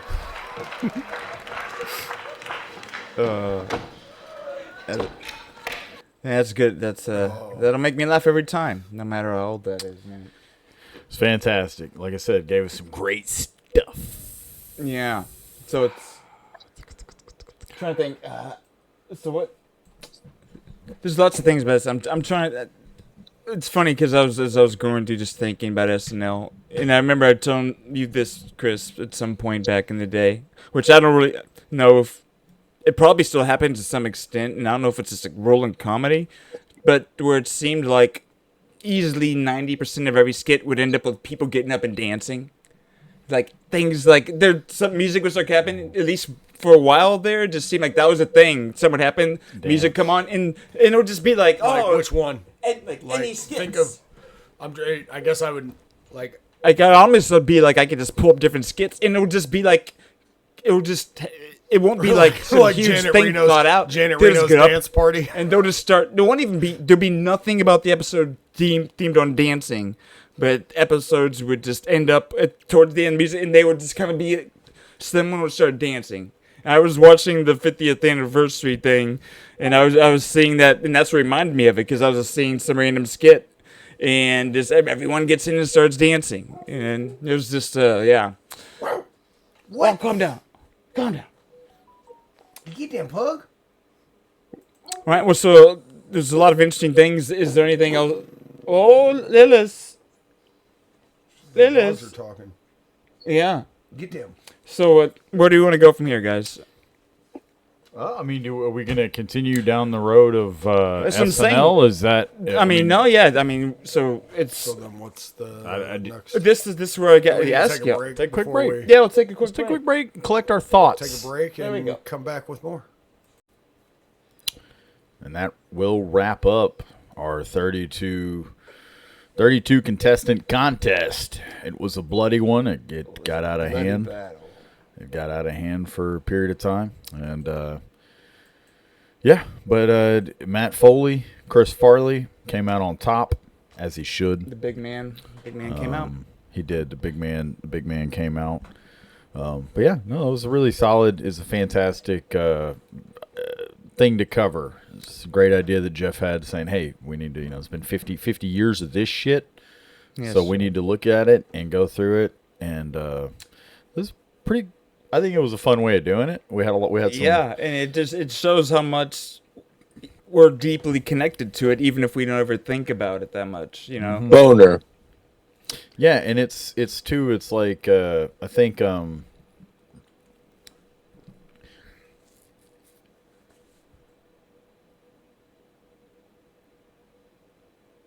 Be seeing you. no, I was like, once we started, I was like, well, how long can we he's gonna just see go? how long you can do this. No, man. I think potato crashed out. Okay. No, I mean, I think that it's the fact that it's still going is still pretty awesome. And unfortunately, the way we have so many people got left out. So many people ended up getting left out of our list. No, I think that there's only about 40 characters ever on the show. That's 32 of them. But like honorable mentions, people that were amazing on the show, that so many people that not only watched the show but people that participated in the show loved, were like Norm Macdonald was a favorite. I know of a lot of people that work with him and were around my at days that time. No, and even I mean, Chris could write a book himself on his appreciation for Norm Macdonald. Norm was. We didn't deserve Norm. Norm was fantastic. And then Keenan was like he's what the longest. Yeah, he's worked there the longest, right? Which he definitely kind of came in after I fell out of my regular viewing, and it was cool to see because I know he was like on that Nickelodeon show, All That or whatever. Mm-hmm. So he went from being an actor on a kid sketch. The show was like a kid SNL for kids on Nickelodeon, All That. Like the minor leagues. It was really like a version of SNL for kids, and then he just literally got to do that his whole life. So him, I'm joking. So it's it's pretty cool. I'm trying to think. Like I know that none of the characters mentioned. Bill Hader's one, but Will Arnett. Yeah, he's one of my favorites. And Fred Armisen, like Jeff and I were talking about, those two guys are those are gems. Weirdos. Yes, the weirdos. Chris Kattan, amazing weirdo. And then people that have gone on to do great stuff. There's been so many of them. Tim Robinson. I was just about to say, while they had a short tenure at the show, who were you saying? I was just about to say Tim Robinson. Leave. Yeah, I think you should leave. It's like he's gone on to do, it's like amazing stuff. Oh, yeah. Kyle Mooney. Seriously. Kyle Mooney's going to be. Oh, yeah, and it's crazy there's that one, like, different famous people that auditioned but didn't, like, make it. I know Jim Carrey's one, Kevin Hart. Who else? Kevin Hart's in there. So, Shane Gillis. Well, he made it, and then he got Shane Gillis made it, and then got, kicked off. For being embracing of all cultures or something, cancel culture shit that now they're like, came back and hosted it. Yeah, that story in itself is almost as Donald Glover, same thing. So he auditioned and then came back and hosted. Who did? Yeah, Donald Glover. For whatever it's worth, I've never really been that much into what he does. Yeah, I don't know. Yeah, Childish Gambino. Yeah. I love him. I respect him. I guess I just, for whatever reason, it's like, look, it's not everybody can be Jamie community Foxx. For some reason. Not everybody I respect can be Jamie it, Foxx. but I never got into the characters on that show that much. And for whatever reason, that's like me. It's all on me. It's like stupid, but it's affected me just the way I look at him doing it. It's just weird. Show? Community, Oh, which is actually freaking genius.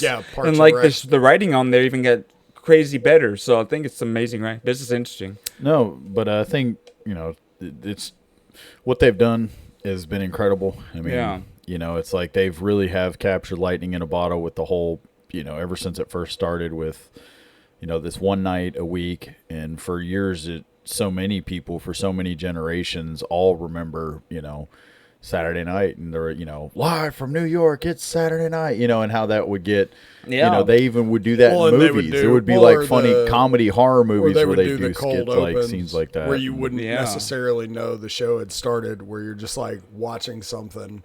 If you happen to flip on there and you don't know what it is, and you're like, yo, what the fuck? And then all of a sudden it's like, live from New York, it's like, oh, okay.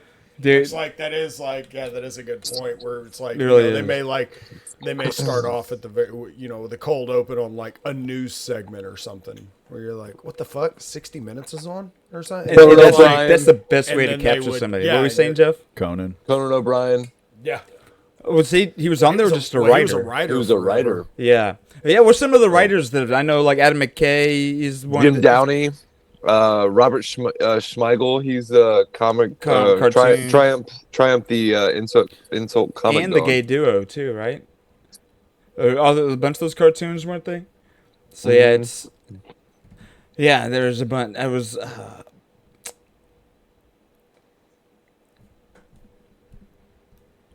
Triumph. Who's the one? No, I just lost the thoughts I have. Who's the guy having his day now? Mulaney? John Mulaney, yeah. He's so one of the a writer head who was writers. actually... Tina Fey, obviously. What's his name? Seth Meyers. He has his own show now. He was a head writer. Bob Odenkirk. Oh, yes. Yeah. Mr. Show. Yeah, a lot of people don't realize that. Oh my God! That he was an SNL writer. That deserves a whole fucking episode. Yeah, right Bob there. Odenkirk. Fucking Mr. Show. Yeah. You ever watch much Mr. Show, Jeff? Yeah, I've seen it. I've watched it all. Dude. Yeah, I love David Cross. That's one of my favorite. Oh my God! That is my favorite sketch comedy show of all time. Like... Oh, it is funny because Jeff, you're talking about top weirdos. We kind of put up looking top weirdos like Martin Short, Chris Kattan, Rachel Dratch, Debbie Downer. You know, Rachel Dratch definitely all time. Yeah, he was only there for one season though. He was better as a host. That's crazy. Wow. Because I always think of Martin Short as like one of those characters that was there forever. Mikey discovered Jiminy Glick not long ago. Oh God! Oh, Jiminy Glick! The whole movie. It was his interview with Larry David. Yeah, he did a Jiminy Glick movie. Because that's what I was telling Mikey. I was like, "Oh shit, that's Jiminy Glick," or something. Or I was like, dude, his character. So he's like, "Get the the bony, the grony, and he's even got the pants off yet," or something like that. Or this. Oh, so no. Here's some of we're talking about people that auditioned that didn't make it. He's one that I always thought of a lot like Dana Carvey. Yeah, no, the chameleons. They're same, wild chameleons. So Jim Carrey, Jennifer Coolidge auditioned. Aubrey Plaza did. Steve Carell. She is hilarious. Lisa Kudrow. I like Jennifer Coolidge. Aubrey Plaza. Yeah, she is funny. Matt, you should play what I just sent you if you can. Sorry. Yeah. I just texted it to you. Mark can you pull it up to a text on here? Funny. Yeah. Did you text it or Instagram text it? I texted it to you. So no, I still can here. I think Mark Maron was actually one of the first podcasters. I mean, he's early days. He's the early days. WTF. Yeah, he got Joe Rogan. Yeah, hold on, let me get this. Jimmy. This is where he actually got Larry David. He got him to laugh, and it was just awesome. You don't see. Yeah, it's funny. He cracked him up. Yeah, probably have to remove this one thing, but we'll still do it. Is it going to remove it? I feel like. I mean, and even the other stuff played there. SNL, NBC. I'm saying 90. We should still do it. I'm gonna try, but it's probably gonna force me to remove it. But I still want to enjoy it. Let's see. How did he post it? I don't think he's on a podcast. Let's see. Okay. I get it. But no, we'll see. I'm going. I mean, I'm definitely gonna try. I'm trying to learn. Let me share. For those who maybe if it does get taken down, that's what I'm saying. I want to experiment with just putting images partially blocking this. I'm gonna experiment with the way to try and work around it. Let's see. So Jeff could stay. Yep. What? Shut up for a second. You know, you have a very obnoxious way of talking. Thank you. Yeah, it's a compliment. Thank you. You're a moron. Oh, I'm a moron. Yes, you are a moron. This is the famous Larry David Anger. And are you filled with anger? Rage, Jimmy. Rage. What is it based on? Is it because, and please let me phrase this correctly, because you're a Jew? You're wrong about But that. the Jews have rage. Why was it called Fridays? Well, because it was just like Saturday Night Live, But not funny. but not. Yes. You rant. Did I what? Do one of your rants. Do I rant, Jiminy? I think you're always rant. These things are hard to open.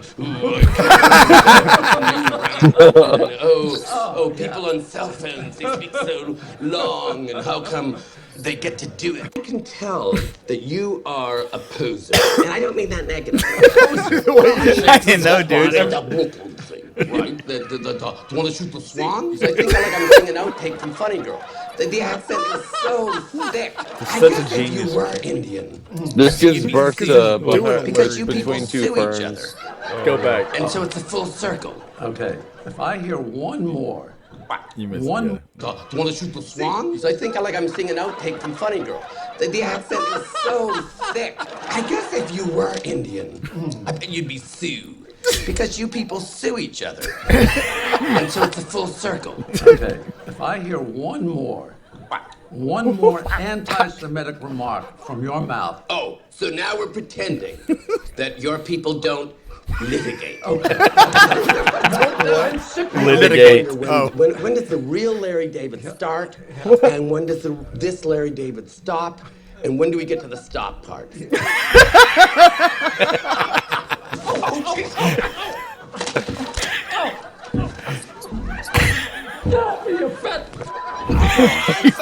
Now, do you think that urinal dividers take the fun out of urinals? These walls. You don't like the wall? And it is so wonderful It's to past have his you. name. I haven't really enjoyed 1 second of you talking to me. That's part But I of did learn a lot. I did learn a What lot. did you learn? I learned that you're even more moronic than I thought you were. Thank you. I love the way he just insults. He just says, thank you. The author, the interviewer. And like Chris said, he shoulder rolls. Yeah. Jiminy Glick, man. Dude. Yeah, dude. Top weirdos, dude. Yeah, Martin Short is freaking so many things. And I was just kind of scanned. I'd probably just we're talking briefly about musical performances that have been timeless. I mean, I just there's that. I was just showing you that Chili Peppers skit where old John Frusciante strung out. I know. What was the Sinead O'Connor's what was the political beef? She ripped up a picture of the Pope or something. Yeah, she did some crazy. And it was obviously like, oh, okay. And they were probably like, camera guys were probably like, yeah. And you said who didn't get asked back because they just sucked so bad? Greta Van Fleet. Yeah, and I know that's like the Led Zeppelin basically ripoff almost, but they were all in like high school. They were very super young and talented, but I guess not very practiced at being able to do a good live performance on SNL. yeah, and there was also Courtney Love. No, not Courtney Love. Courtney Simpson. Jessica Simpson's sister. that was the lip lip sync. The lip The sync. lip shit. sync. I forgot about that. I forgot about that. I did Yes. too. That's probably the best. That's a great pull, fucking Jeff. Aaron Carter guy or some shit Yeah, what's at that time because there was it was it was just like the perfect Yes, example Ashley of someone who Simpson. has zero talent. yeah, you know. but her sister was a singer, and so it's like we can make her famous too. Yeah, dude. Yeah, there was a. Let's see. Some kind of like The punk rock band Fear was rumored to be permanently banned from Saturday Night Live after a chaotic performance in 1981. However, SNL creator Lorne Michaels says that that the show never bans artists. So that's what he said. Fear? But they just probably you can look it up. I mean, they just went fucking nuts. It just had like a bunch of their fans there. Yeah. You know. Oh yeah. that shit. Man, so I'm just looking through some of these. I guess with top performances before I was born. I need to go back and watch them. Prince in '84 doing Purple Rain. David Bowie doing Fame In 75, dude. I didn't even realize that, dude. That's like when did it come out, Jeff? 75, right? It's 50 years. Yeah. So is their first season? Radiohead Dude, watch the Paranoid movie Android. Saturday night. Like, Dude, no, I'm watching that It's really tonight. good. Like, I know what I'm watching. you should. It's on Mikey? Netflix. Is it really on Netflix now? Yeah. Oh, shit. Oh, speaking of which, Dude, do no, you guys Paranoid know? and Foo Fighters that along. What are you pointing at? 78 and number 10. Bruce Springsteen? Isn't that the one that's Born like, to Run? That's the song. Isn't that the like? Baby, I'm born to run. But that's what I'm saying is like, isn't that what the Saturday Night Live band like plays? Like, Oh, the E Street Band. Is like, it? It's Nirvana. I want to say like Born to Run. It's like I could be wrong. No, you could be. But it's like you could be but right. I think You it's could be. And But then again, what about the Nirvana performance? Was pretty iconic. Oh yeah, right? Rape Me. Well, because they were supposed to play a different song. Yeah, they what it was, they weren't supposed to play Rape Me. They were supposed to do something. They were supposed to play "It Smells Like Teen but Spirit." then they played Rape Me, right? And then the opening to "Rape Me" and "Teen Spirit's" the same. Yeah, because it was something And like then that. basically, no. What happened was they had the same intro, so they went into "Rape Me," but they ended up playing "Smells Like Teen Spirit." Right, because they didn't want them to sing "Rape Me," but they still sang They "Rape still Me." snuck a little Yeah. "Rape Me," and then they went right into It was, Teen it was Spirit. genius. Yeah, it's pretty good. Yeah. So yeah, Yeah, there was tickets something. are- There was something else I was gonna say. We were talking about this damn list here and stuff. Foo Fighters have been on a bunch and Yeah, have always Everlong given was good on some performance. stuff. Yep. Was it the performance or character or masturbation? I don't know if it was. It was something about one of the. I think one of the performances or something I remember that I thought was interesting or funny. Or Like a cool. musical performance? I can't remember. Shout Let me out just scan down this list a little to bit, so I'm going I fast. cannot remember at this point. Chevy Chase being an absolute fucking He's only there for the first year, right? yeah, just being an And his absolute ego killer is so big. and let his ego just get in the way of everything. I still, and I still think he's so hilarious. To like, hey, that's he- part of the shtick. yeah. It's like you talk about your wrestling stuff and certain people being a Yeah. certain way. He's an a-hole. Well, he's very funny. I guess that's part of the reason or why it's he's like, that funny. I or don't it's know. like the fucking like I think- the college athlete that No, goes go ahead. pro, like the college athlete that like goes pro like their rookie year or their freshman Yeah. year, where you're like, oh fuck, and he was like, hey, it just had what it was, and Yeah, I mean, he is he- hilarious. And I think too with comedy, it's like I'm not somebody who's like a comedy, fucking buff, and I know so much about comedy and comedians and stuff like that, or the ins and outs and all that. I really know basic, no more than anybody else knows. But like, I feel like some of, like for a guy like Chevy Chase, some of it could maybe be explained by the fact that, some of it could come down to it's like certain sects or whatever that are within these comedy.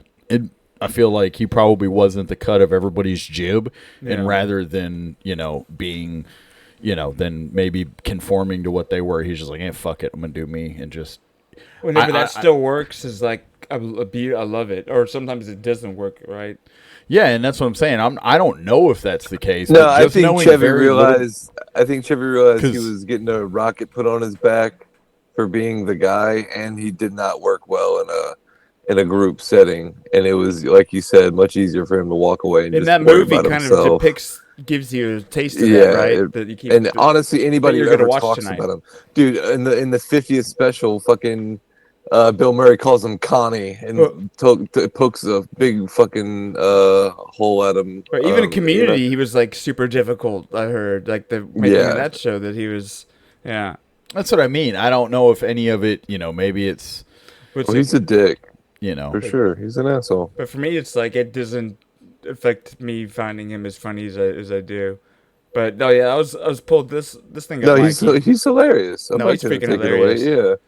But just the best hosts, because there's a whole 5 times there's like the club of people who host multiple times. 5-timers, yep. Like I think Alec Baldwin, I think he said 17 times he leads, which is insane. He's a bunch. Steve Martin's a bunch. No, but I got AI to rank, and I'm glad that it gave Steve Martin I is got my number one. winner. He would be my number one. Like Steve Martin is freaking this, but then this guy too. Some of the skits with I was Christopher just about to Walken. say Christopher Walken. This skit right here. Christopher Walken, the Continental dude.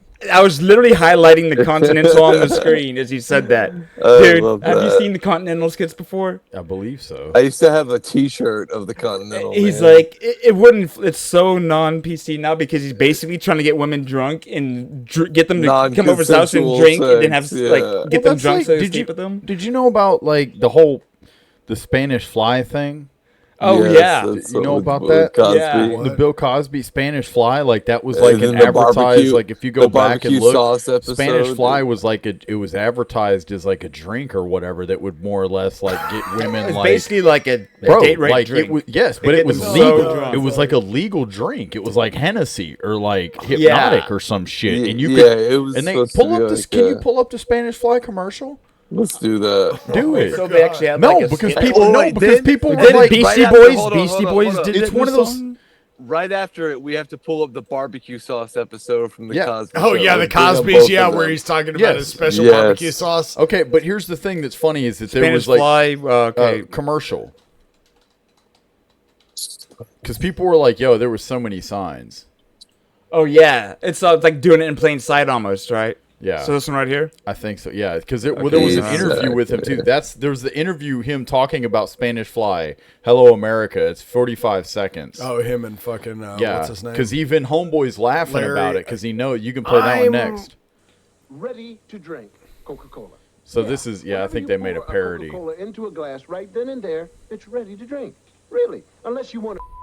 If you did, then you'd have to add some Spanish Fly.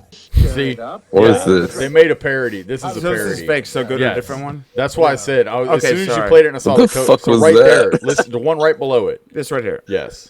Yeah, him and Larry Listen. King. I'm Larry King. I look like an owl. I want to show my panel a fascinating interview with him from 1991. Bill Cosby was on CNN promoting a book. He tells an interesting story. Take a look. Spanish Fly was the thing that all boys from Larry age went like that. on up to death. We will still be searching for Spanish Fly. That's right. And what was the old story was if you took a little drop, no, it was on the head of a pin. And you put it in Larry knows like all JHB. about it. It doesn't make it Larry knows all about it too. It's just GHB. Yeah. I love America. So no, he said hello. That's Oh. what you were talking. If you go back, what's funny is you see Larry almost put his hand like, no, don't say it, like before when he starts talking. Drop. No, it was on the head of a pin. And you put it in a drink. Coca-Cola. It doesn't matter. It doesn't make it. And the girl would drink it, and she's hello, America. Yeah. Yeah, honestly, it had to be a former GHB because GHB is that potent. It has no flavor to it. A tiny, tiny bit will get you incapacitated. So next time you're taking your lady out, don't get Spanish Fly. Yeah. What else would someone want me to pull up briefly? He Jeff? said the barbecue sauce. Oh, Cosby Show barbecue sauce or secret sauce. Barbecue. Cosby Chow. This if I just do barbecue, something should come up. Right here. Barbecue sauce. Yep. Special.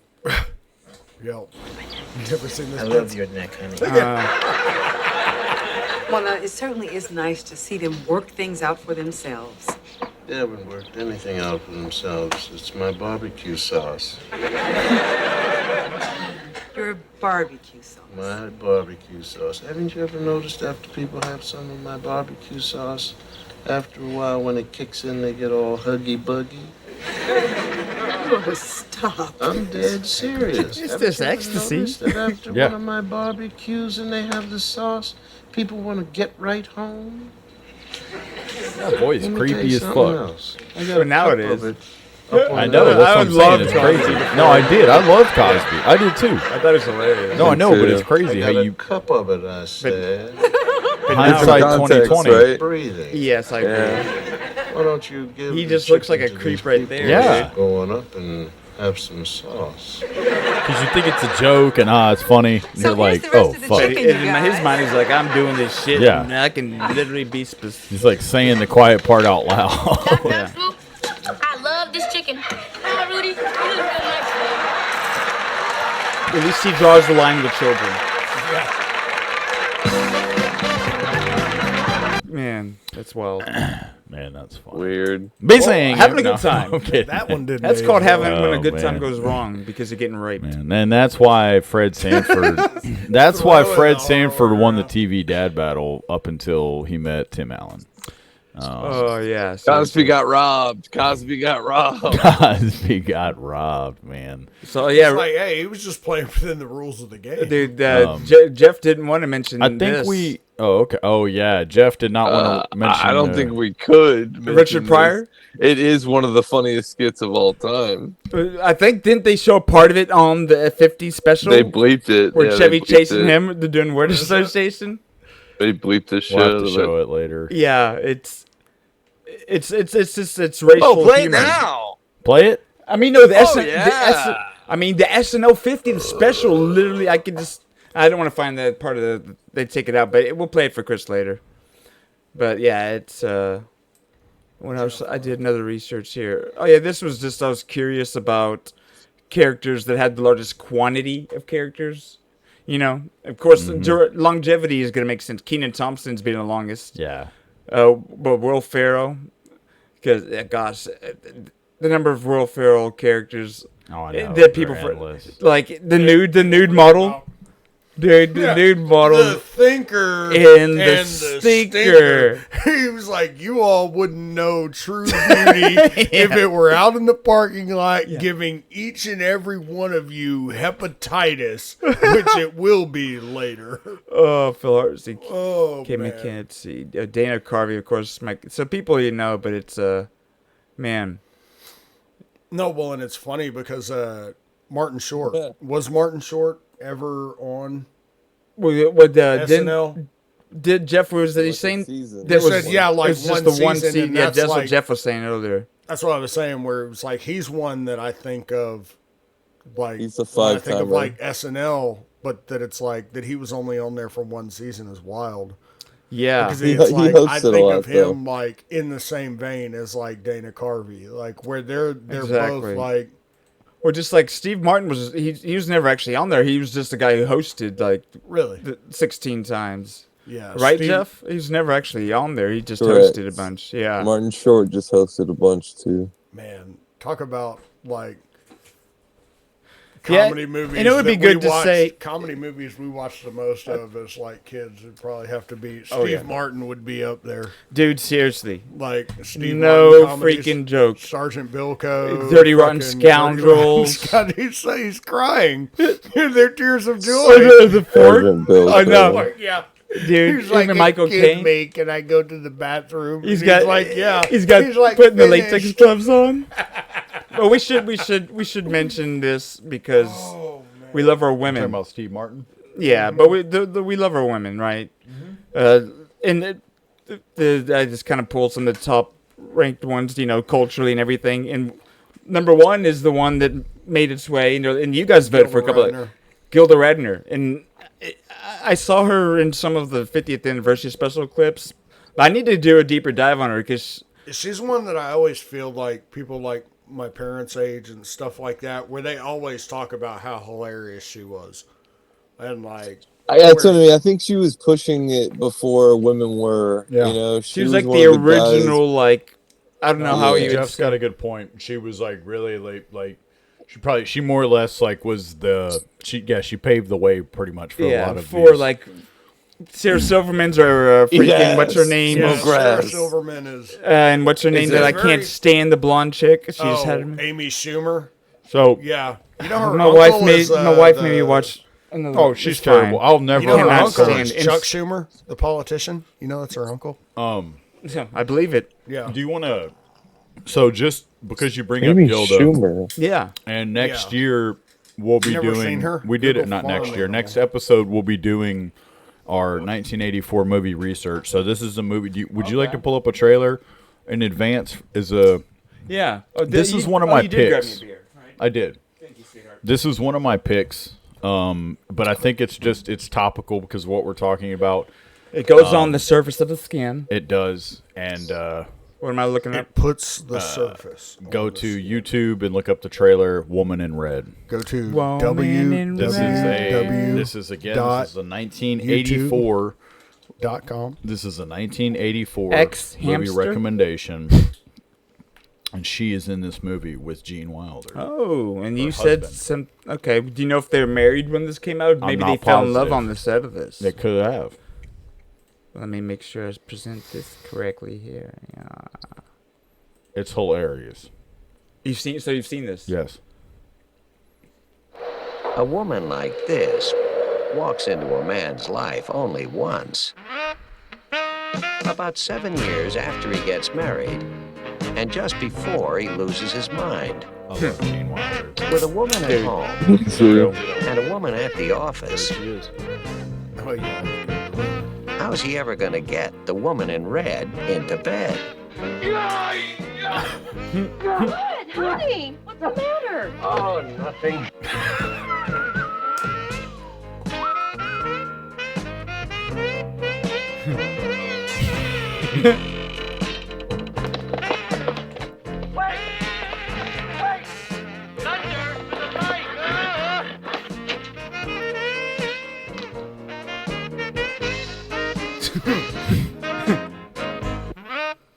What am I supposed to say to her? You say to her, hello, angel face, you want to see my goods?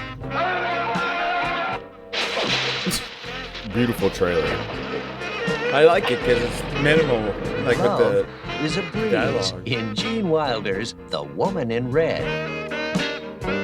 Oh, written and directed by Gene Wilder. Cowboy. Dude, Great movie. And you will be can watching find it this for movie film class. on Tubi. It's not on. What's the other one you started touting recently? Was that Peacock? Well, I only mentioned Peacock because you can now find Nosferatu. There we go. But yeah, no, Gil. You can find Nosferatu I was looking at on Peacock and for free. And me pull up Telefae. I mean, they're funny, but I didn't. Kristen Wiig is definitely her and Maya Rudolph. Those I two. love me some Maya. Maya Rudolph and her. Love me some Maya. And a guest star, definitely. Dude, the Her and- topless Christmas special. Maya Rudolph. And a guest star. She did the what's her name? Martha Stewart's topless Christmas special. Yeah. She got the little neck part on. Oh, the mock turtleneck. Yeah. The mock turtleneck. Dude, so great. No, I love Maya Rudolph in Idiocracy. Is great. Oh yeah, and she's like the daughter of some famous singer. Quincy Jones. Shades of Quincy. It's not Quincy Jones' daughter. Yeah, I think it is. Or She's isn't it? the daughter of some other singer. Mikey, Jamie, could you pull that up, please? Bro, is it? Quincy Jones, his daughter is what's her name? That was on The Office and stuff. Yeah. Rashida Chappelle Jones. Show. Rashida Jones. Yeah. And Quincy Jones was actually married to Donna, or the diner lady from Twin Peaks. You know who else Quincy Jones? Minnie Riperton. Well, that I thought there's someone else I'm thinking of then. No. Well, you know, Quincy Jones also had an affair with George Bluth Sr.'s secretary. Oh, I believe it. Yeah, Katie Arrested Greer, Development. or something Greer. The Yeah. actress's He name was is like, Katie. Shades of Greer. Quincy. That's funny. He was like, he came out many times That's and funny. denied the relationship. He could not, however, explain the autographed gold records. Oh gosh. So Mikey, Yes. I know you brought up some just kind of personal questions before that. If we're gonna kind of wrap up, Yeah, we'll go ahead and wrap SNL, up. I and think. enough Googling and pulling up things Yeah. for the moment. The We'll talk a bit and get some Mikey, whatnot. So first, I'll start with Jeff, the curator of or the orator. the oral orator of this whole. we'll say he was the Spawner. producer on this one as far as the idea and whatnot. Yeah, so Jeff, I'll go to you first if you're still with us. Are you there? Yep. Awesome. So he's got the pants Do you, off. He's got to take the camera so off. you're still? Is this something that you're still active? Are you still an active SNL watcher? And I still watch. Okay, pretty yes, I regularly. thought so exactly. And is this something you'll be passing this on to the daughters? Oh, is that's this going to be a question. tradition? Probably. I mean, they like a good comedy. I could definitely see that. That was cool hearing And I him think- talk about getting into it with his parents as a kid, which Yeah. sounds cool. I just because I didn't have.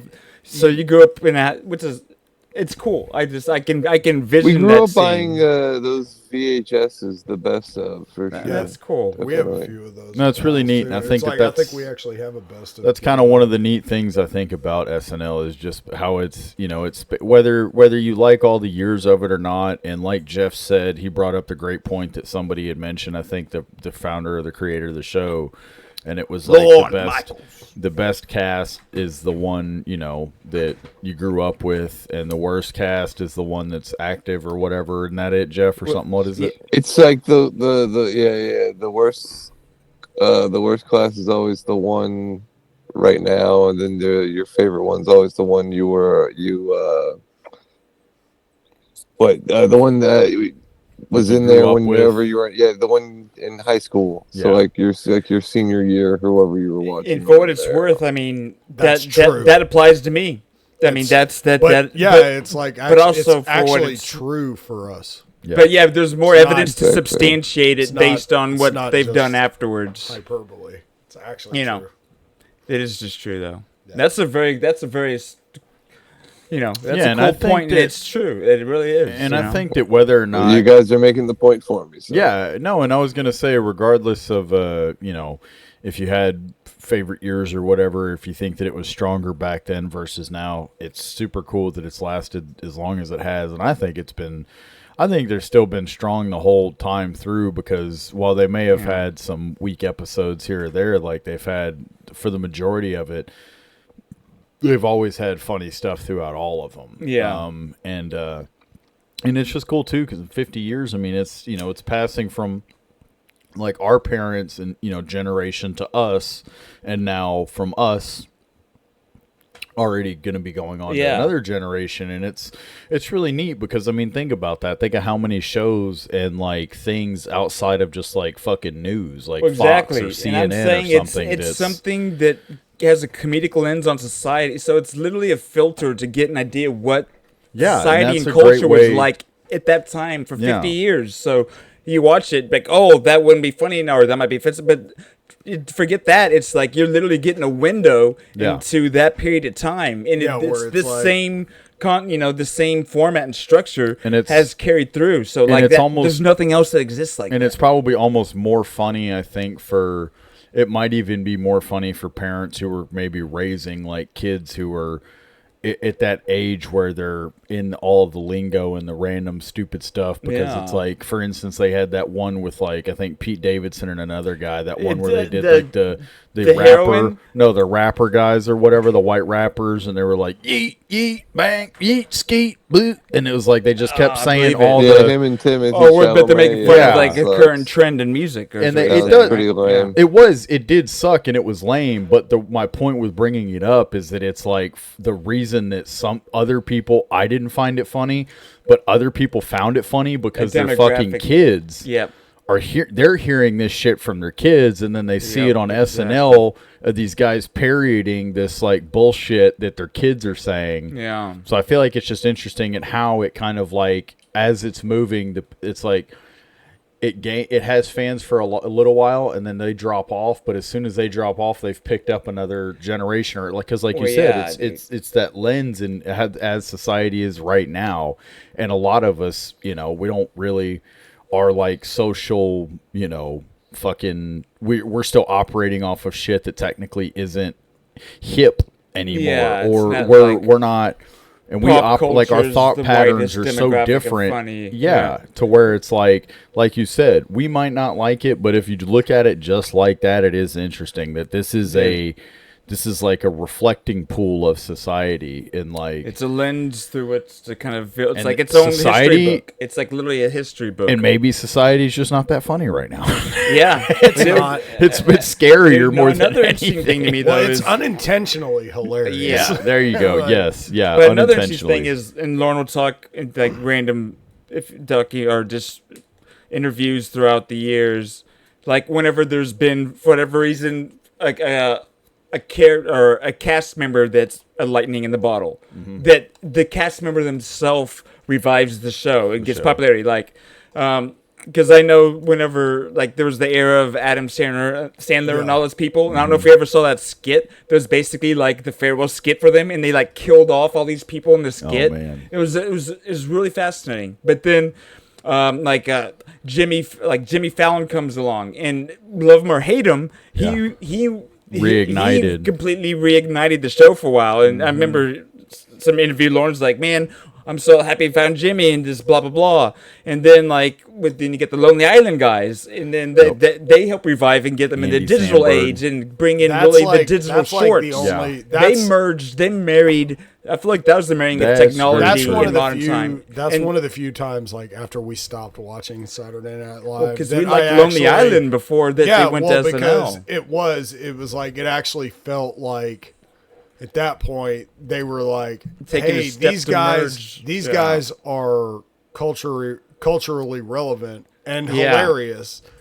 And exactly. It's not really our thing, because what Lonely Island was doing was not anything near like Saturday Night Live.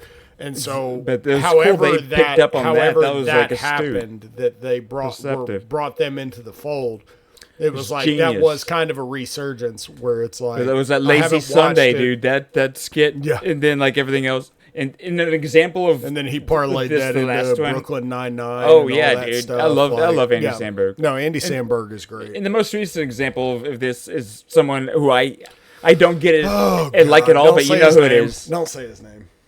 Just say it. I'm not gonna say it. Pete Davidson. Yeah, for whatever reason, he does, and that's the reason he persisted. Like, for whatever reason, he would be trending and all this stuff, and hey, good for him is all I have to say. Good for him. He has a face for comedy. He has done nothing. I've never found him really funny. But I don't think he's an asshole, though. I'll say that. I just think he's a dude who, hey, good for you, man. I think that, again, I've always said that Pete Davidson is the algorithm. I've always called Pete Davidson. 100%. He's the luck. I've called him the algorithm because it's like he, in my opinion, has like he has rode the wave of the algorithm so perfectly in the sense of like it every time too. Like he put himself not just that, but he put himself in a position. If you just give me a second, to where it's like he dated. He had his fame, but then he coupled that with like it came this thing where he no longer was really relevant. But you were relevant if you were dating him. That was crazy. That's what was interesting. And that's how and what's funny is that he remained relevant because people were dating him to stay relevant. And that's what I think is so crazy, is that it's like, just really appreciate like that. Feeding a snake is feeding itself. And it's crazy. It's like, because he got popular. And then it was like everybody's, okay, they start getting on the Pete Davidson train, and then he rides his like character or whatever, and then it just kind of goes its natural course. People, and then, like I said, it's just fascinating to me that I feel like that the whole dating. I think, underneath it all, he must at least be a fun guy for these people to be around. At least initially. Yeah, he had to at least be like, okay, he's a fun-loving guy. We're doing the filming, and then that was able to evolve into, I don't care if he's funny or not, but if I'm seen with him, it's going to be relevant for me. And my reason for saying, again, the algorithm was that, like, the reason that women were, like, I think even dating him. Women want him, and men want to be him. I don't even think they were dating him. I think it was just like, hey, get me in contact with him. I want to go out on a date. What was the craziest thing you heard just him dating? Just so that they could go get a picture. Kate Beckinsale.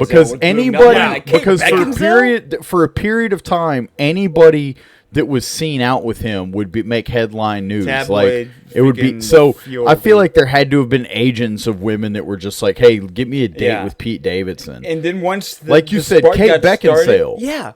But once the spark got started, like you said, the algorithm, I think it was in all these different powers' best interests that are making money off this kind of shit to help facilitate that persisting, you know? Yeah. No, But I I wouldn't agree. need to get deeper on that, but that's not as But no, yeah, Pete Davidson, not necessarily. And you yeah, know, no, shout out Pete Davidson. We're getting him on next week, I think. Yeah, I think I heard. I honestly Like I said, did I hear. don't hate know the if guy. I it's have fake. nothing against him. I mean, I don't he's know him. just I know the lucky. guy's I've just lived. never laughed at anything. Yeah, done. he's lucky. I know. think he's One, I was lucky. gonna say, I know the dude's had a rough ass life. Like Yeah, I'm pretty sure his dad. everybody knows this. Like yeah, He's like, leaned into this so he hard. has. But I mean, I killed his dad before the towers could fall on him. But yeah, apparently his dad I was alive, died it's in possible. died in 9/11. I'm joking, Pete. I'm sorry. And it's like that was, you know, he says that the guy's had, you know, and you hear him talk about his life, and it's like it sounds it's an open book to him, and no, not I'm gonna that, get a but from tattoo his about it. from It's an his ice cream cone. I'm the from king of Larry. the Long Island. Oh my god! From his what's it called? It's like I hear he's got a.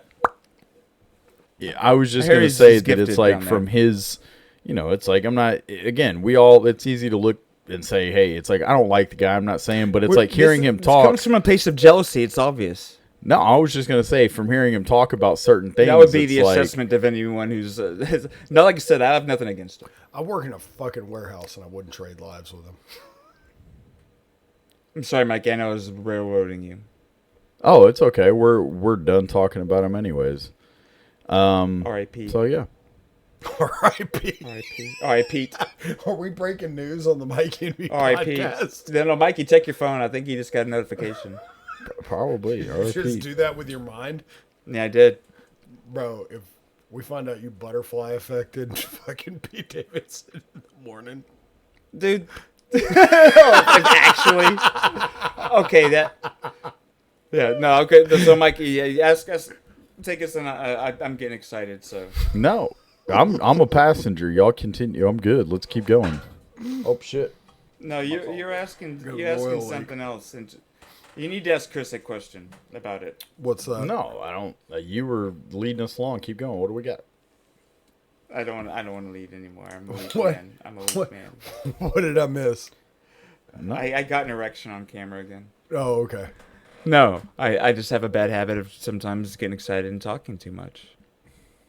So Jeff, did he leave? Left. Jeff's been gone. Oh, Jeff. Now we can start the party. Jeff has been gone. All right. Well, wrapping. Like, what was any final thoughts, Chris, on SNL? Yeah, I don't know. It's like it was definitely a big part of my life growing up. Like obviously that's like pretty much every weekend I was at your place, and it's like we'd fucking watch Saturday Night Live. Like that was just like what it was. And then it's like, yeah, you know, at a certain point you just quit watching it, and you know, I know you said that it's like, oh yeah, you know, we got like later into high school, into college, like started partying. We were doing shit on Saturday nights. So it wasn't like, you know, you were like sitting around to watch it, but it's like, I think it has fallen off in the sense just that, like I had told Mikey the other day when it first got brought up, that if there was anything happening on there that was like must see, it's like, I feel like We would you somehow would know about it. where it'd be like, dude, did you see that SNL skit the other night? And it's like, no. Well, do you I think was at so, a party. Mikey? I mean, or do you think And- do we live in a world where that? I feel like there might be so much shit. I don't know if we live in a world where that would even be the case anymore. Yeah, no, and you know, maybe it is, but it's like, I just feel like anytime now that like I see anything from SNL, it's like, I feel like I don't even snicker. It's at, because like, at one point, culture used to be like culture used to dictate everything, politics and shit, and now politics dictates culture. And so in turn, you have with places like SNL and shit like that, they're not saying and doing the fucking crazy like, oh fuck, they said that. They're just doing the Orange Man bad, like rather than leaning rather. Yeah, rather than taking a chance at like, oh, they just said that about the fucking king and queen, like, or like Prince, like, George or whatever the fuck ever. Like, they just said that So about basically these people. saying it's like they become PC. Well, they're doing, too yeah, PC. they're doing. yeah, what, and they're doing it's like what's they safe. used to. They're almost. It's like They used yeah, to be they the used to be the counterculture. counterculture, and now they're just Now the they're- corporate. yeah. They're almost like Now they are just corporate They mouthpiece. are the corporate. pushing the culture. They are the current corporation. culture. Well, the current culture is all shifted to, again, it's like, it's funny that people used to be, it's almost, now it is more counterculture to say I'm a Christian and I believe in God than it is to say the other side. You were more of a outsider or whatever, just in the sense that the way that the culture has changed. And now, so sitting here bashing Christians and all that, doing that, you're just a part of, okay, whatever. It's like you're... Yeah, that's You know, It's like, oh, that's it's like cool. they're That's not. cool. You're Way not to- doing way to anything step out of your fucking. comfort Yeah. zone. What are you doing? You didn't do. So That's it'd like be the perfect to actually example. have something It's like the pro-Christian example. would be like counterculture. Yeah, when it'd be like the example of, or I don't know, maybe this is a shitty example, but it's something I think to put it into perspective of like certain things. Like, why don't animal rights organizations go to biker rallies and throw pig blood all over bikers for wearing leather? Why do they go out inside of Neiman Marcus and throw it Saks all Fifth over, Avenue in New throw it York all and over throw it women over walking rich out white with women. mink coats? Why don't they go do it here? Interesting. It's like you're I've not actually taking thought any about fucking that. chance. Yeah, You're punching down. You're punching not down. you're not it's taking a easy. fucking chance. And it's like, oh, that was It's cool. like, oh, cool. So it's Yeah, like you made scored this. You scored a political point on an undefended basket. Yeah. It's like getting a layup in transition. And then where it's like, you pimping didn't it work like for a that walk fucking off point. and acting like you Yeah. did something, and you want everybody to keep clapping like, oh, this is great. And it's like, I mean, yeah, it's funny, but it's like you didn't really step out, and like they stay so PC that They're safe. it's They longer. try to be It so almost. safe now. While I could be trying wrong to too. Some of it they maintain- might be a little more trying to edgy. maintain the air of edgy. But I'm there with you. Just like I agree that it could be, but again, this our exposure based on our lifestyles and what we consume. That enough of it to even get that impression means something. Yeah. That we even have that loose impression means something. No, it does. There's something. So if it's like the kind of what you're saying is it's more or less that it's like an awful lot of smoke, not to be any fire. Exactly. Like not to be something there. know? If we're feeling this way, it's like it's more or less probably because there's a reason for it, and it's Yeah. to be true. It might just be random passing clips. We saw something that's like making this leaning aside so hard, and it's like, okay, yeah, it's not funny. You're getting an easy win, like you just said. A layup, just. I think once we get the USAID funding out of SNL. So are they funding SNL? I mean, they're funding every other form of fucking media. Maybe. Yeah. But I mean, So either way, it's like make SNL great again. Look, and we're I just gonna think make that, it great. the thing I think it's about gonna be making, so great. We got a lot of work to I think work with, that and we could making do it anything ourselves. great or whatever again or whatnot has to come down to like, with something like SNL or whatever is not. It's like almost what Patrice said. Where Patrice was talking comedian that about, Chris would talk about? Fucking it's Patrice almost like what O'Neal. Patrice said whenever he was talking about like getting on a plane. He's like, I'm tired of getting on these fucking planes, and it's like, take your shoes off and do this. And he was like, if one of us walks up and they're like, take your shoes off, I'm like, fuck you, I'm not taking my shoes off.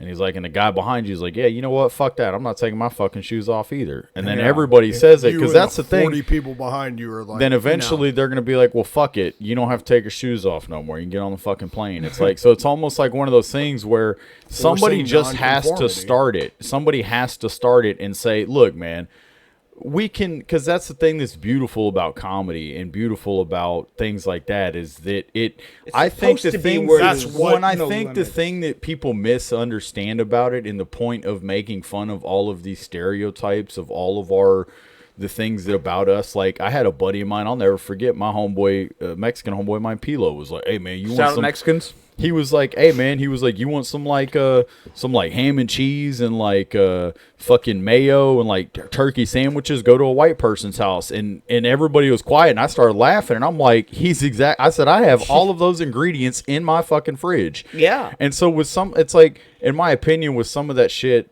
in like the Richard Pryor, it's like, how do you go from guys like Richard Pryor and that type of comedy and stuff to now Mel Brooks? And now everybody's getting offended where it's like, I think what was beautiful about that is that it's more or less pointing and showing by making fun of all of these different. You show that it's like, stop taking yourself so fucking serious. Well, that's what we're Monty all Python so was. stupid. We're all so funny. We're all so fucking.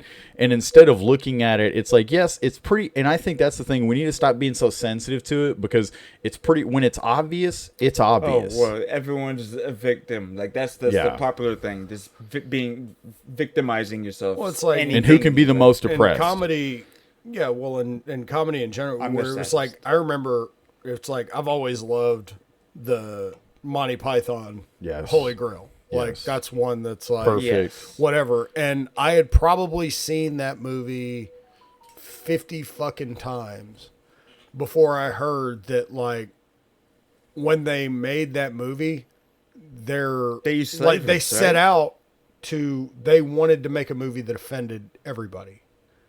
What was hilarious was that, like, I had watched that movie 100 fucking times before I knew that. There was nothing in Monty Python that offended me. It was just fucking hilarious. Seriously. It's like the same thing with And Team it's like, America. They did like the same thing. Oh, dude. It's like they and set so, out to, you know, it was just, That's why I it respect was like one of those things where it's like, you know, that's like. South Park is the last persistent example of. You know why? that. Do you know why? Because they've never apologized. Yes. They've never that's said And sorry. you don't have to like him or not, but seriously, they make. And honestly, thank God. I'm not like some person who's No, and not I'm that not hard, a but huge- thank I'm God not a that huge exists South and Park that they fan, are able but to no, continue, I'm- and they've yeah. stuck to it. Then, like you said, they Yeah, and and what was people that video poster? It was crazy. Just it was interesting. About This- the the insightful, and just how they therefore- know, like instead of Yeah. and then the rule of and then, but and then for just like And the therefore simple this idea of like happened. substantiating an idea and not just being so That's unoriginal. like this happened and then this happened and then this happened and then this happened. Yeah. It's like, no, this happened, therefore that happened. So Family Guy be an example of and then. Oh, this happens and then this happens, and it's just all random ass shit. Yes. But then it's like South Park is still freaking weird, but it's everything connects like thematically. So Yeah, and I think that, you know, it's like I feel like what should scare people more, and eventually I think it's kind of getting there, but it should scare Mothman? people it should scare people more the other side of like of the coin of what they're trying to do with stuff with it because you're suppressing shit and you know, it's like, to me it's almost scarier to versus accepting it. Again, if it's out of hatred and vitriol, like what we were saying with what we were saying with hatred.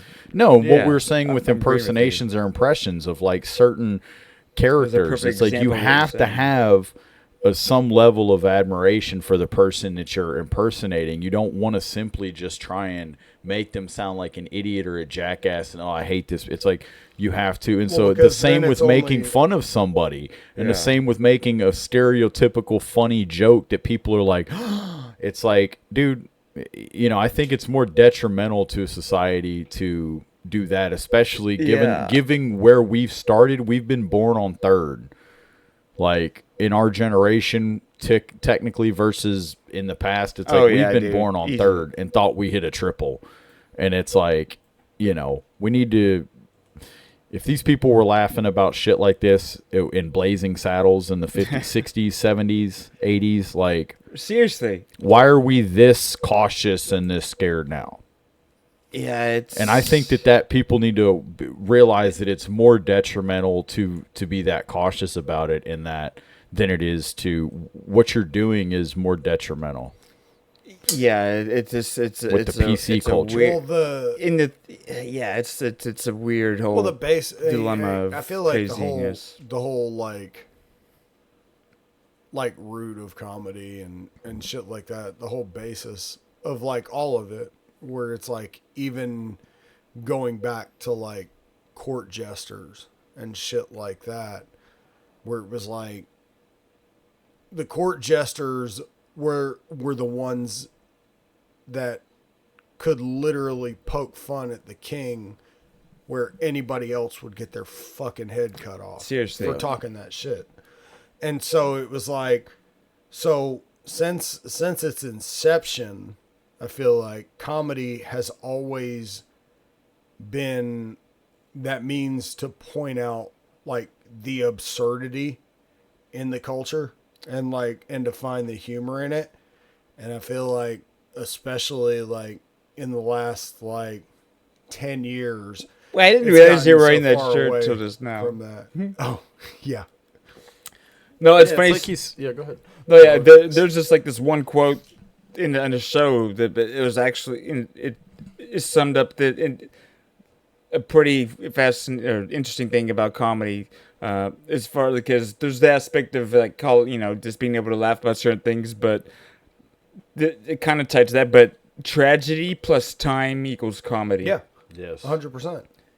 Well, and that's literally where too soon. And the thing is a lot of comedians, some of the most popular are Jewish people because there are people that have dealt with suffering, at least to an extent. I'm sure other people that have I've never really thought about it like that. But they're funny. They have to have a sense of humor whenever their people have been through just even black people and comedians or anyone suffering, tragedy or suffering. Then time, but that's the thing. Yeah. It's you're saying we should be able to make fun of these things. We're going backwards to have been able to make fun of these things, and now we can't anymore. The reason again that people, it's funny how so many things can be summed up with sayings, and I think that is the saying of the road to hell is paved with good intentions. Yeah, and also too, it's trying to calm still water with a flat iron. You try and fix things and make them nice and everybody happy and everything's bubble proofed and nobody's gonna get mad and the whole time you're just making it more fucking turbulent. If you make that joke, somebody's gonna be you're making that joke at somebody else's expense. And it's I'm making that joke to make that person laugh because that fucking laughter will do far more for a person than all of the potential. Because that's what we were talking about the other day about how with smoking or drinking in the sense that it's stress. That stress that you're combating with that cigarette or that beer or fucking whatever, it's stress could technically be more detrimental than, given the average human lifespan and how much, say, cigarette, again, i.e., mind you, if you're not drinking or smoking excessively. Yeah. And to an excessive crazy amount. Because again, it's that guy talked about that old veteran from the war that lived to be 103 or something. And he would drink Dr. Pepper and smoke cigars every day. I practice everything in moderation, including moderation. Yeah. Including crystal meth. Yeah. So it's, it's just, it's one of those things that again, it's realizing that, it might be better to just loosen up and fucking laugh than to be so tight to think that if you don't ever drink, I tell my wife I want you to get tipsy at least once a week, a week ago whenever she had fun at the party, she was having a great time. She came up to me and I thought it was great because she's like, "Are you good?" And I'm like, "Man, this is hilarious." Are you good? She's like, I'm Stephanie? Stephanie is I'm like, Stephanie's having fun right now. Stephanie's over here bopping around asking me if I'm okay. It's just she knows, but it's things that can make me is genuinely happy. Yeah. On another level is to see my wife in a carefree, fun-loving not state. Overthinking, just in the moment, having a good time. I know, dude. It's not worrying about cool. Something. Well, I just want to make sure before I get because G did send me some stuff. Okay. I don't want to. We don't have to get there yet, but I'm just. Or we can take a break and then come back and do G's jams if you want. You can, if you want. I mean, I gotta take a piss. Okay. Yeah, I'll take a break. We got Tinkle. We'll come back and we'll wreck it and G's jam it up.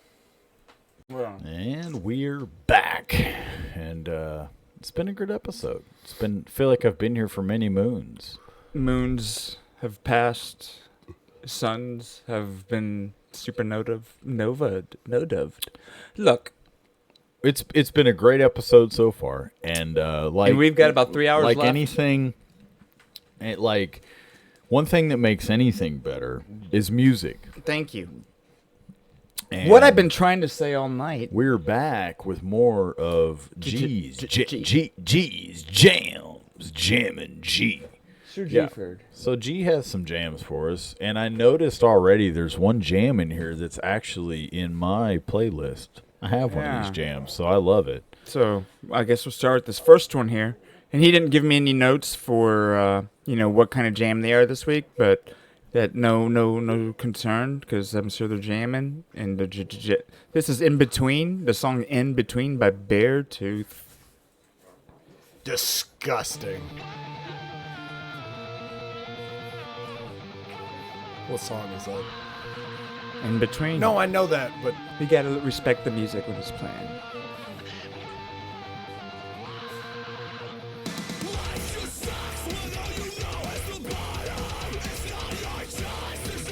You never know, I know what you're talking about. There's a song. Whoa, maybe. Yeah, or it's like the melody or the chord progression or the something. You play it again. Very intro. You'll know it. I missed it, but it blends in with so many different things for me. I can't specify to think what you might be thinking of. Oh, okay. Yeah. Yeah. No, I think it was the one that Mikey was thinking. Oh, whoa. Yeah, I know what you mean. Yeah. I'll play it for you later. No, so that's In Between by Beartooth. Next one we got Downers by Green Tea Pang. Green Tea Pang. Bang. Green Tea Pang. Bang. Oh, be seeing you. What? I thought I was saying it. There we go. I thought it. All right. I like this. Yeah. Green Tea Pang. It's comedy. That's part of the song. That's perfect comedy. Dude, no, I dig this. That's perfect comedy. I gotta go a little further on this. Yeah, we got that. I like this. Pug. All right. It's got that 808. There we go. Got that 808 shit finna make your speakers vibrate. All right. That next song, Let Go by Aaron May. I see what you're trying to do here, G. I know he tries to seduce us. I see what you're trying to do here, He tries G. to seduce. He gets us fuck all around riled trying up with that You first fuck around track. trying to get mad at another kid. That's what you're trying to do. You're trying to get mad to have another child or something, man. Or somebody who plays this music. I'm thoroughly impressed. Thoroughly. What was this Last one we got here, Tampa by Chico P. I should have had you read all of them. Nice. Yeah. Bam. Live in studio, Chico P. Oh, so you've heard this before? I have. That's cool. Yeah, dude, that's some good jams. Yeah, G. It's obvious what G been up to lately. Type of shit I'm on you. Yeah. Wouldn't understand. G. Yeah, I love it, G. Yeah. See, I the think starter. this is a Look at that- glimpse. look at that This is a flow, glimpse into G's psyche. Seriously. Right like now. I feel like it. You know, my place is shit. People be like, "What?" But then it's like this is I just equally wanna as know what who, in a beautiful way. Like I love it. It's No, it's great. like I said. It's varied and like random of things that have aren't so many pop questions culture I'm about aware that of. album cover. Which one? Tampa? Green Tea Pang. Oh yeah. Well, I mean, I'm.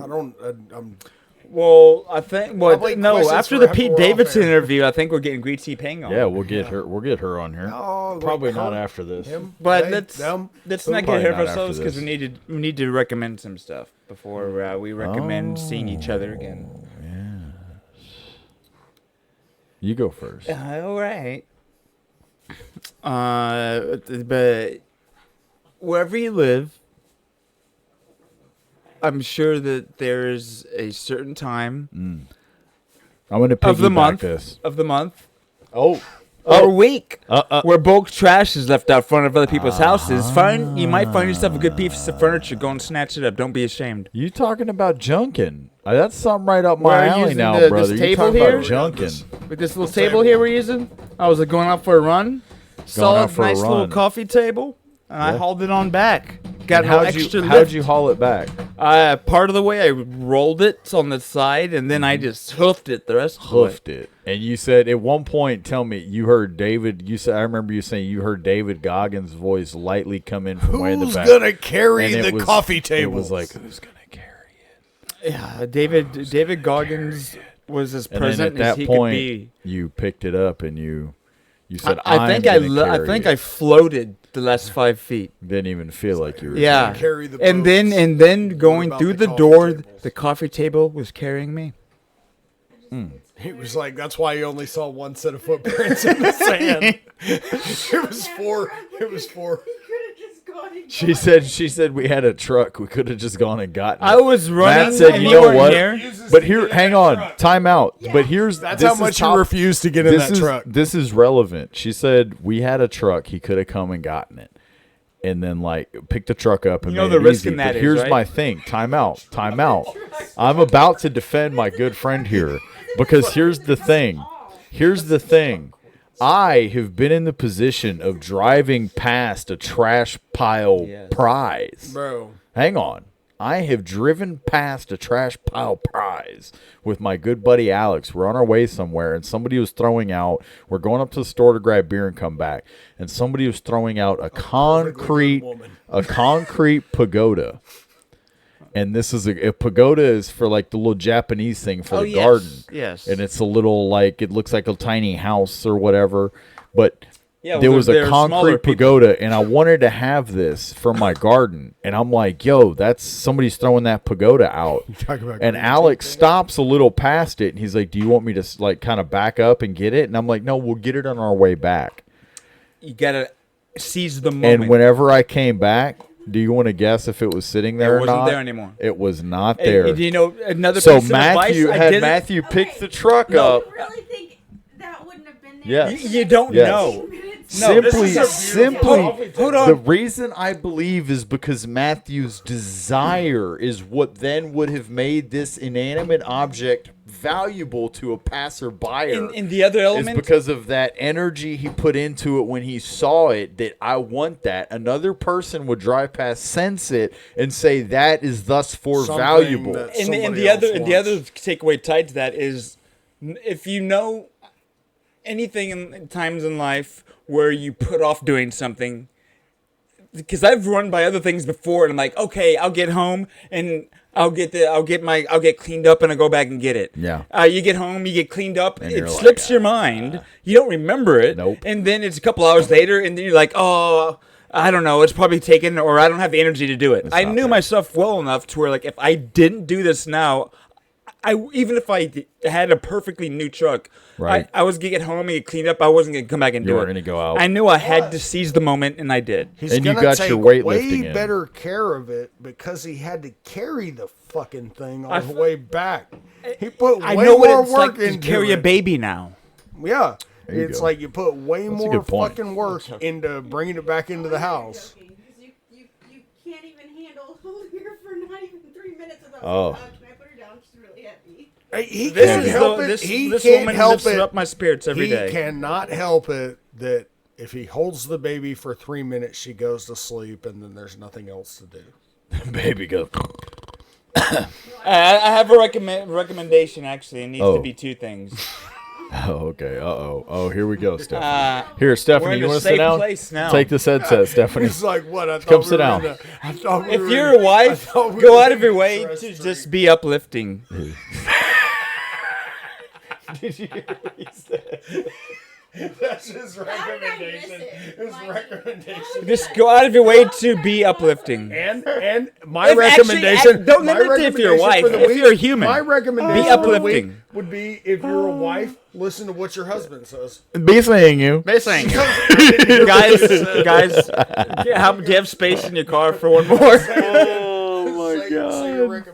You know what's ironic about hang on, you know what's ironic about the whole night is that now at the end of this episode, the ironic part is at the end of this episode, Matthew's gonna be living in a van down by the river. It all comes full circle. Oh man. No, but so your recommendation was twofold. Your first part of your recommendation, remind me again.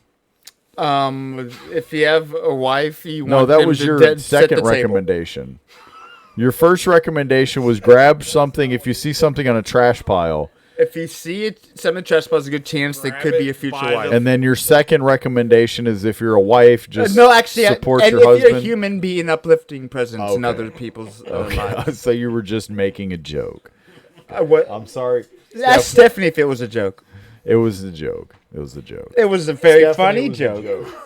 I'll be seeing the three of us in therapy. The three of us will be seeing each other at BetterHelp.com. How is being uplifting a joke? Hey, Chris, you're up. I am up. Mikey, you're up. Okay, Chris is up. What do you want? Go ahead, Chris. Be saying. My advice would be to find the humor in everything. Man. There we go. That might be helping. That might have just saved me. Fine. That might have just saved our marriage.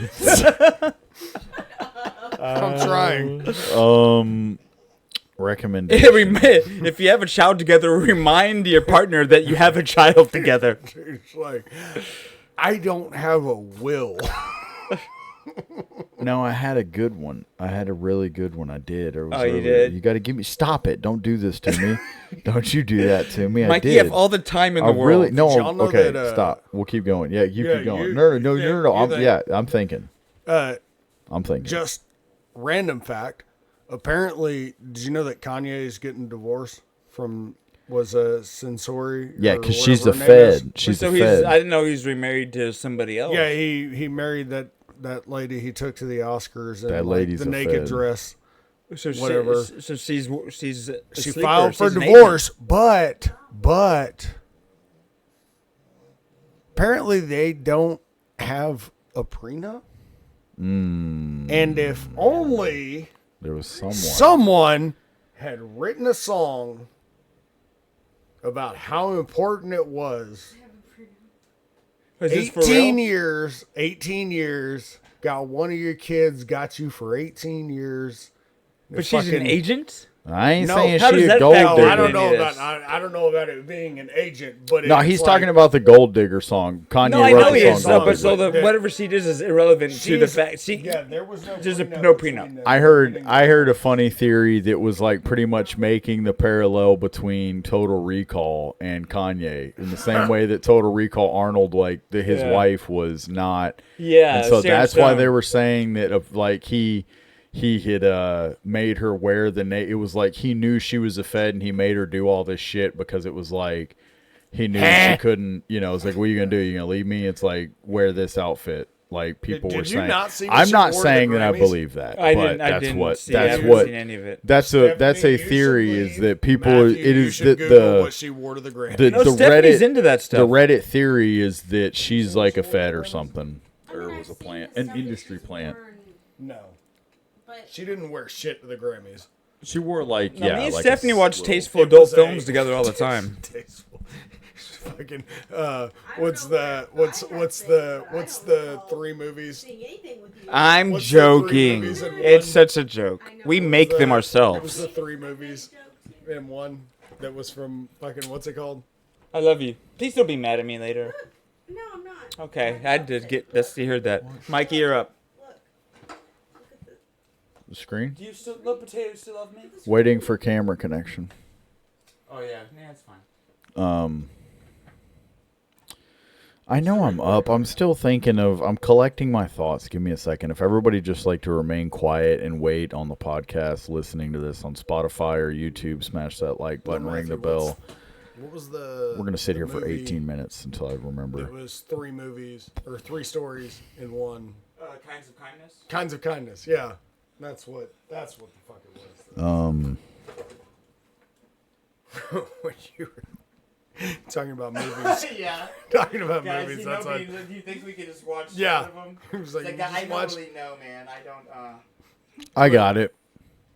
Now hold on, I have to fix the camera. got it. I got it. All right, hold Wait, it. better hold on to it tight, son. I got it. Hold on to it tight. Don't let go. I have it. I'm turtle heading. I got it. That's it. I've got it. I got it. I got it. I really got. I lost it. I lost it. I think we should just do but the Jiminy Click. The money is mine. I Dude, I want do the just money. want to watch a bunch of Jimmy Click clips. I want the money. The money is mine. All right, Mikey. The money is mine. I want the money. The money is mine. I want the money. Stephanie is awake. Hear what you just said. It's funny to talk about women disparagingly. It's a joke. Dude. I love you, Allie. I've never I even know- told her that. I just cut Whoops. that. Edit that. Edit that out.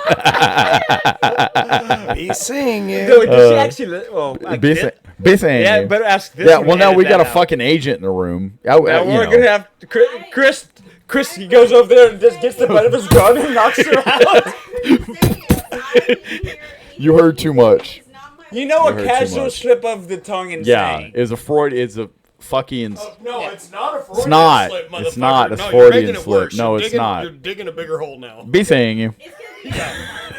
Be saying. A Freudian slip. Cut is that. Ask her Cut not. that. Ask her not to repeat that if you don't want her to.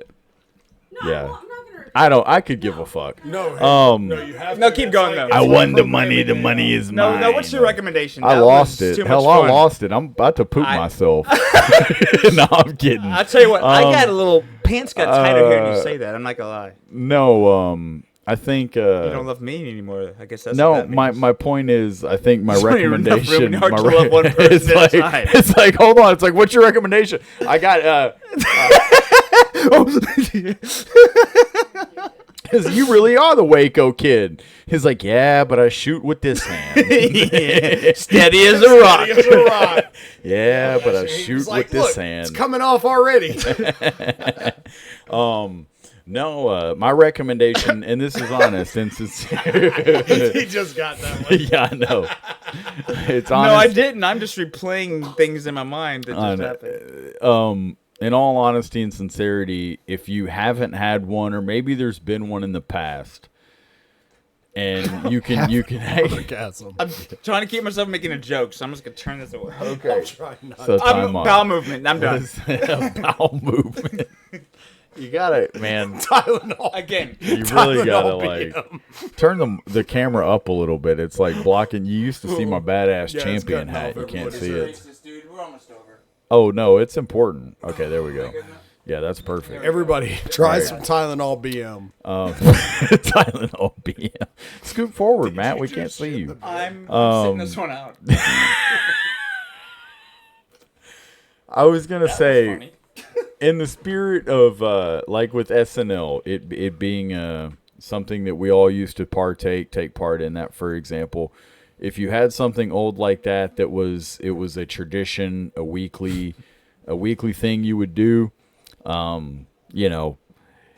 Get back to doing whatever that used to be. If not, create a new one. Whether it's whatever it can be. It can be getting together with one friend. It can be saying, hey, let's fucking start rewatching True Detective or some shit. Or Twin Peaks. Or Lost. It can be Law. Whatever.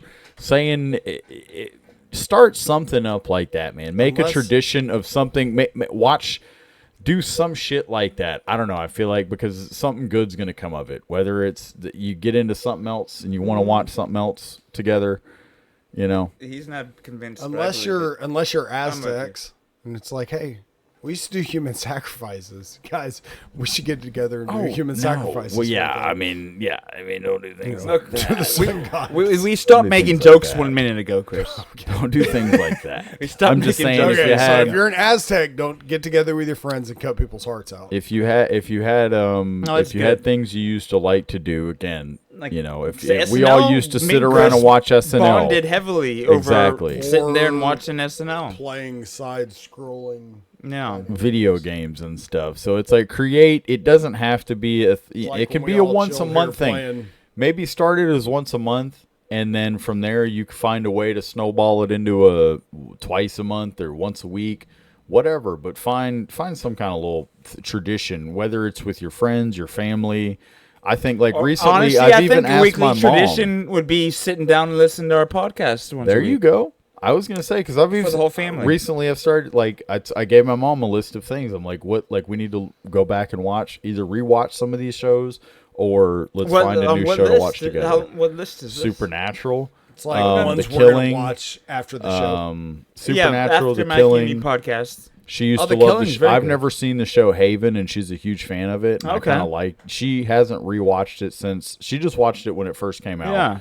I recently started looking around and watching some of it because it's on Tubi. And to be honest, it's one of the best streaming apps out there. For free $99. Again, I mean, Can't beat it. You're getting so seamless with the execution. It's exquisite. So, I mean, no. So there's things like that. Reignite something. Do what or make a tradition. Say, you know what? wife, you don't cook all week. So maybe we can sit down and watch Tubi tonight. So this week, order Little Caesar. Me and you were cooking together on Tuesday, and that's how you create a tradition of getting together and cooking together. Stephanie, are you listening? There's a lot of assumptions on the way you think that's gonna go. Directed at Stephanie. Even though she's sitting here. This isn't. No. Oh my God. Now you are making it seem like it's directed at Stephanie. No, this is good. No. He's like, this is solid content. She won't listen to most of what I say. This is probably going to convince Matthew to be like, okay, now you have to sit on the couch. Seriously, I can actually say how I feel about things. I won't have to write that letter to your person. You write that letter. It's like the Tupac song. I meant every word in my letter to the president. Oh my God, that's funny. Well, we've had Chris, what's your recommendation? Let me talk shit about it. I think I already said mine. Yeah, I already said his. What was it? I don't remember. It wasn't that great, huh? Probably not. No, what was Chris's? Since I know he did, but what was it again? It said learn to see the humor in everything. Oh, that was it. That was funny. Yeah, that was right. Because Because I'm we a should simple man. We should take notes from this I am guy. a simple man with simple thoughts. Some might call it troglodyte. Well, maybe even a Neanderthal. Yeah. Basing. Yeah.